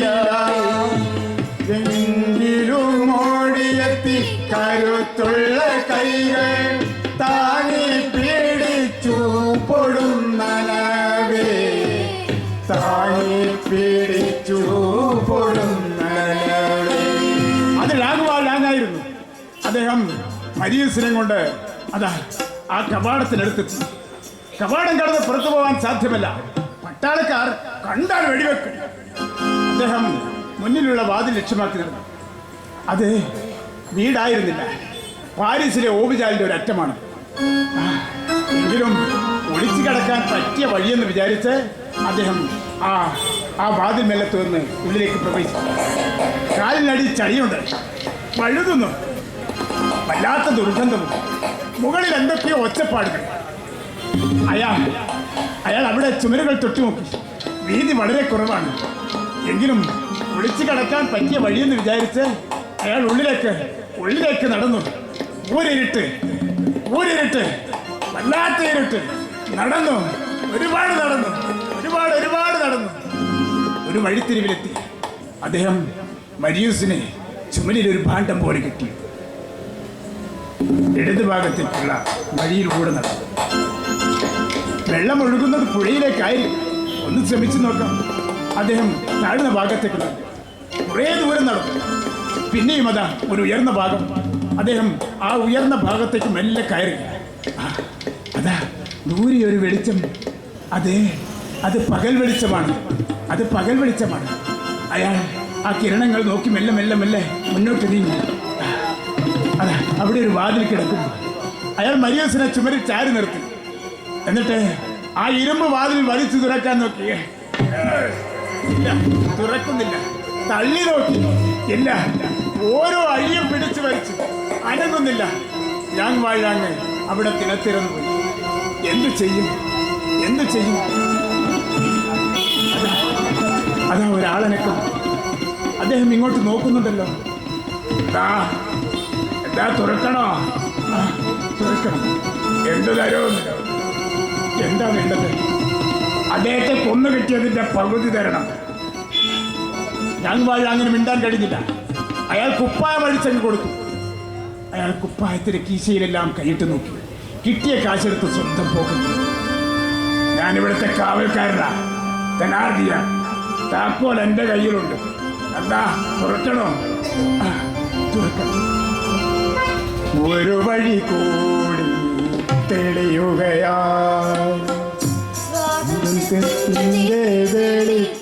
വെളിച്ചത്തിലായി സായാഹ്നം സൗന്ദര്യം ചൊരിയുകയായി ഉഴവക്കത്താണയാൾ വിശ്രമിച്ചു. ഒരു വഴി കൂടി തെളിയുകയായി സ്വാതന്ത്ര്യത്തിന്റെ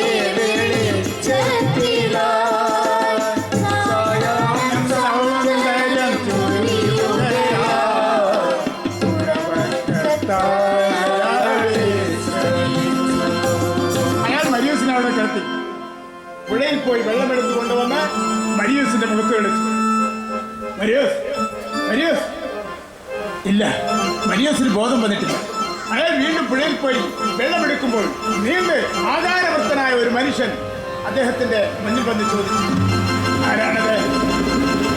ആരാണത്? ഞാൻ ആരാണോടെ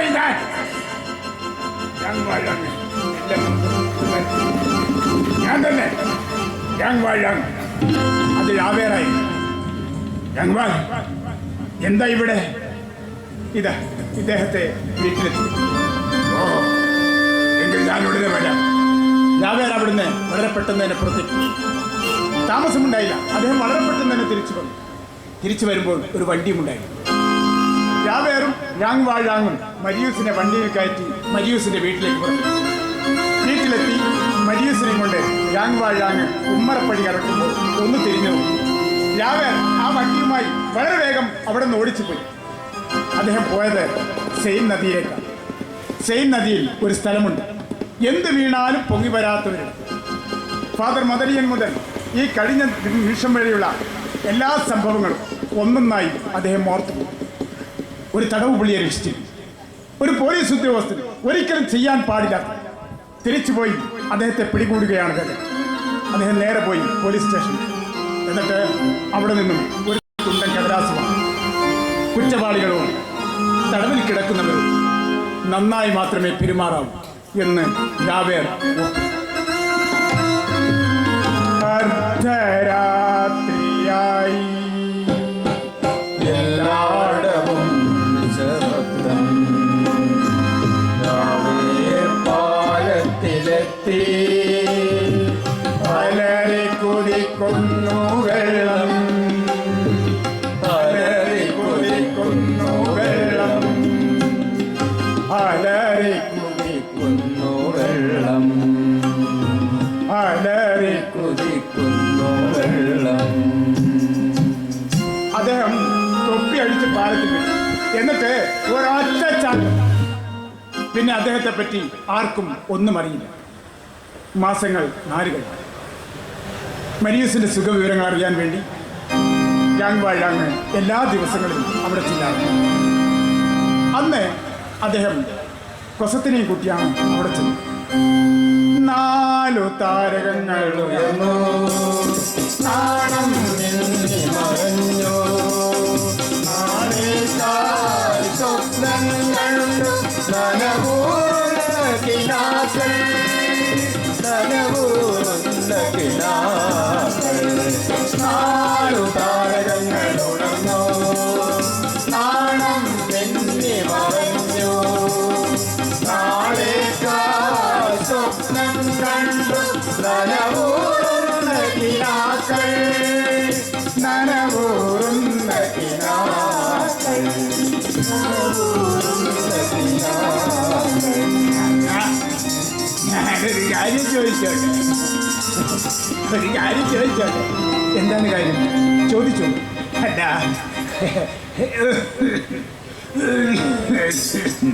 എന്റെ മകളുടെ മകനാണ് മരിയൂസ്.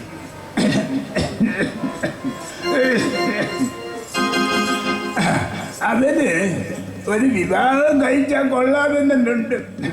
അല്ല, എന്താണെന്ന് വെച്ച് പറഞ്ഞോളൂ. നിങ്ങൾ മടിക്കണ്ട, പറഞ്ഞോളൂ. അല്ല, നിങ്ങളുടെ മകളെ ഞാൻ ചോദിക്കുന്നതുകൊണ്ട് വല്ലാണ്ടെന്ന് വിചാരിക്കരുത്. പറഞ്ഞോളൂ, എന്തായാലും പറഞ്ഞോളൂ.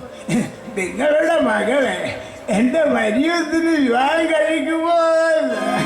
ഓ, എനിക്ക് സമ്മതമാണ്, എനിക്ക് സമ്മതമാണ്. 4 താരകങ്ങൾ തുടർന്നു നാണം നീ പറഞ്ഞു നാളേക്കായി സ്വപ്നം കണ്ടു നനവോടുന്ന കിനാക്കൾ നനവോടുന്ന കിനാക്കൾ. അതെ, 1833 ഫെബ്രുവരി മാസം 16 അന്ന് മഴ പെയ്തു. അദ്ദേഹം ഭക്ഷണമുറിയിൽ സദ്യ ഒരുങ്ങുന്നു. യാങ് വാഴാങ് ഇരിപ്പുമുറിയിലായി. കൊസത്ത് ഓടി വന്ന് യാങ് വാഴാങ്ങിനെ കഴുത്തിൽ കെട്ടിപ്പിടിച്ചു. അച്ഛന് സന്തോഷമായോ? അച്ഛന് സന്തോഷമായോ? അച്ഛന് സമാധാനമായോ? എനിക്ക് സമാധാനമായി പോയി, എനിക്ക് സമാധാനമായി. എങ്കിൽ അച്ഛനൊന്ന് ചിരിച്ചാട്ടെ. യാങ് വാഴാങ് ചിരിക്കുകയും ഒരാൾ വന്നറിയിച്ചു, എന്താ നിങ്ങളെല്ലാം ഇങ്ങനെ ഇരിക്കുന്നത്? നമുക്ക് ഭക്ഷണം കഴിക്കണ്ടേ? എന്താ അച്ഛനും മോളും ഇങ്ങനെ കിന്നാരം പറയുകയാണ്? വരൂ, നമുക്ക് ഭക്ഷണം കഴിക്കാം. വാ, എല്ലാവരും വാ, എല്ലാവരും വാ, നമുക്ക് ഭക്ഷണം കഴിക്കാമല്ലോ. യാങ് വാഴാങ് ഭക്ഷണം കഴിച്ച് നേരെ വീട്ടിലെത്തിയ അദ്ദേഹം ഉമ്മരപ്പടി കടന്ന് അകത്തേക്ക് കയറുന്നു. അതാ, കൊസത്തിന്റെ മുറിയിൽ ഒരു കാൽപെരുമാറ്റം പോലും. അദ്ദേഹം കൊസത്തിന്റെ മുറി തുറന്നു അകത്ത് കടന്നു. ഇല്ല, കൊസത്തിന് ഇവിടെയല്ലല്ലോ. കൊസത്തിന് വിവാഹം ചെയ്ത് അയച്ചില്ല. കൊസത്തെ ഇനി മരിയൂസിന്റെ വീട്ടിലാണ്. കൊസത്തിന്റെ പെട്ടിയുണ്ട്, അലമാരി. അദ്ദേഹം ആ അലമാര തുറന്ന് ആ പെട്ടിയെടുത്ത് കിടക്കയിൽ വെച്ചു. എന്നിട്ട് ആ പെട്ടി തുറന്നു. അതിൽ നിറയെ കൊച്ചു കൊസത്തിന്റെ കുഞ്ഞു കുഞ്ഞുടപ്പുകളെ അദ്ദേഹം ഓരോന്നോരോന്ന് എടുത്തുയർത്തിയപ്പോൾ അദ്ദേഹം നിദ്രയിലേക്ക് മറന്നുകൊണ്ടിരിക്കും. പിറ്റേ ദിവസം രാവിലെ അദ്ദേഹം എഴുന്നേറ്റ് നേരെ മരിയൂസിന്റെ വീട്ടിലേക്ക്. മരിയൂസ് അടുക്കള ഭാഗത്ത് നിന്നും ഒച്ച കേട്ട കൊസത്ത് ഓടി വന്ന് ചോദിച്ചു, അച്ഛാ, എന്താ അച്ഛാ? അച്ഛനിങ്ങനെ വല്ലാതിരിക്കുന്നു. എനിക്കുടൻ മരിയൂസിനെ കാണണം. അച്ഛനെ ഇരിക്കൂ, ഞാൻ ചായ എടുക്കണം. വേണ്ട, എനിക്ക് മരിയൂസിനെ ഉടനെ ഒന്ന് കാണണം. അച്ഛനെ ഇരിക്കൂ, അച്ഛന് ഞാൻ ചായ എടുക്കട്ടെ. എന്താ അച്ഛൻ ഇങ്ങനെ? എനിക്ക് മരിയൂസിനെ ഉടനെ ഒന്ന് കാണണം. ഇവരുടെ ഈ സംഭാഷണമൊക്കെ കേട്ടപ്പോൾ മരിയൂസ് ഉടനെ തന്നെ അവിടെ വന്നു. അദ്ദേഹം വല്ലാതെ ഇരിക്കുന്നെന്ന് മരിയൂസിന് തോന്നി. പിന്നെ ഒരു മുഖാമുഖത്തിന്റെ ആവശ്യമില്ലാതെ അദ്ദേഹം ഇരുന്ന് സംഭാഷണം കേട്ടു. മരിയൂസ്, ഞാൻ തടവറയിൽ നിന്ന് ഓടിപ്പോന്നത് 2 ശിക്ഷകൾ കഴിഞ്ഞ് മരിക്കാം. ഞാൻ കുറ്റവാളിയാണ് പോലെ. ഇപ്പോ എൻ്റെ കേസിൽ കളവ് കേസുപ്പെടുത്തി എന്നെ വീണ്ടും തടവറയിൽ ശിക്ഷിക്കപ്പെട്ടിരിക്കും. അപ്പോ കൊസത്ത് നിങ്ങളുടെ മകളല്ലേ? അല്ല, കൊസത്തിനെ എടുത്തു വളർത്തിയത് മുതൽ അന്നേ വരെയുള്ള എല്ലാ സംഭവങ്ങളും ഒന്നൊന്നായി അദ്ദേഹം വിശദീകരിച്ചു. അച്ഛ, നമുക്ക് ഒരുമിച്ച് ജീവിക്കാം. നമുക്ക് ഒരുമിച്ച് ജീവിക്കാം. വേണ്ട, ഞാൻ ഇനിയും ഇവിടെ നിന്നാൽ നിങ്ങളും എൻ്റെ കുറ്റത്തിൽ പങ്കുകാരാണ്. ഇന്നല്ലെങ്കിൽ നാളെ നിങ്ങൾ ഈ വിവരം അറിയും.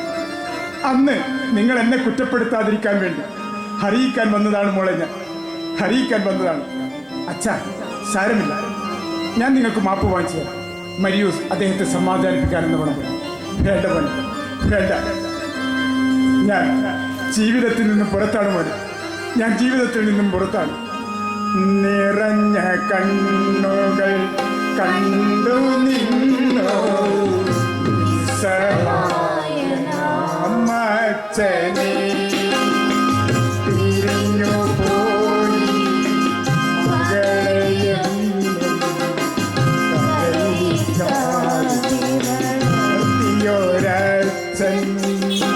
ദിവസങ്ങൾ നീണ്ടു നിന്നില്ല. കൊസത്തിനെ കാണാതെ അദ്ദേഹം അനുനിമിഷം രോഗിയായി മാറിക്കൊണ്ടേയിരുന്നു. ഒരിക്കൽ കൊസത്തിനെ കണ്ടെങ്കിൽ, അവളുടെ ഒച്ച കേട്ടെങ്കിൽ, വാതിലിൽ മുട്ടുകേട്ടു വാതിൽ തുറന്നു വന്നു പ്രിയയാ മംഗളം, എൻ്റെ പ്രിയയാ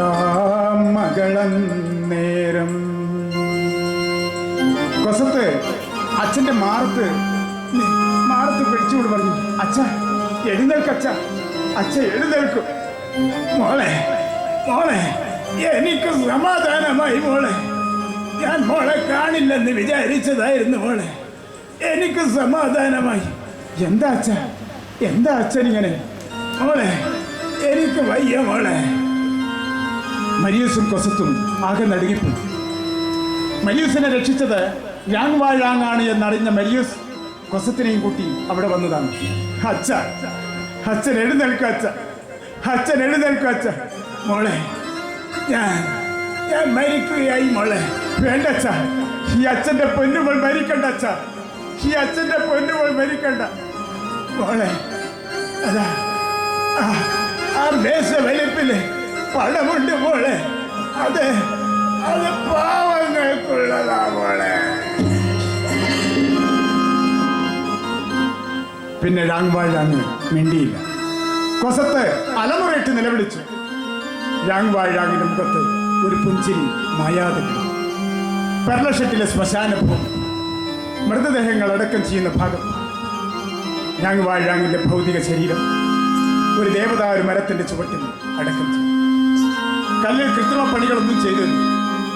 പക്ഷേ ആ കല്ലിൽ 4 വരി കവിത കുറിച്ച് വെച്ചു. വിധിയെന്തെന്നറിയാതുറങ്ങുകയാണ്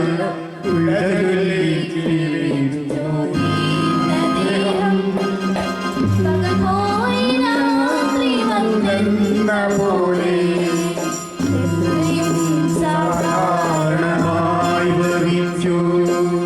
വിധിയെന്തെന്നറിയാതുറങ്ങുകയാണല്ലോ വിടലൊല്ലി ജീവിതം. പകൽ പോയി രാത്രി വന്നെന്ന പോലെ എത്രയും സാധാരണമായി ഭവിച്ചു. എത്രയും സാധാരണമായി ഭവിച്ചു. എത്രയും സാധാരണമായി ഭവിച്ചു.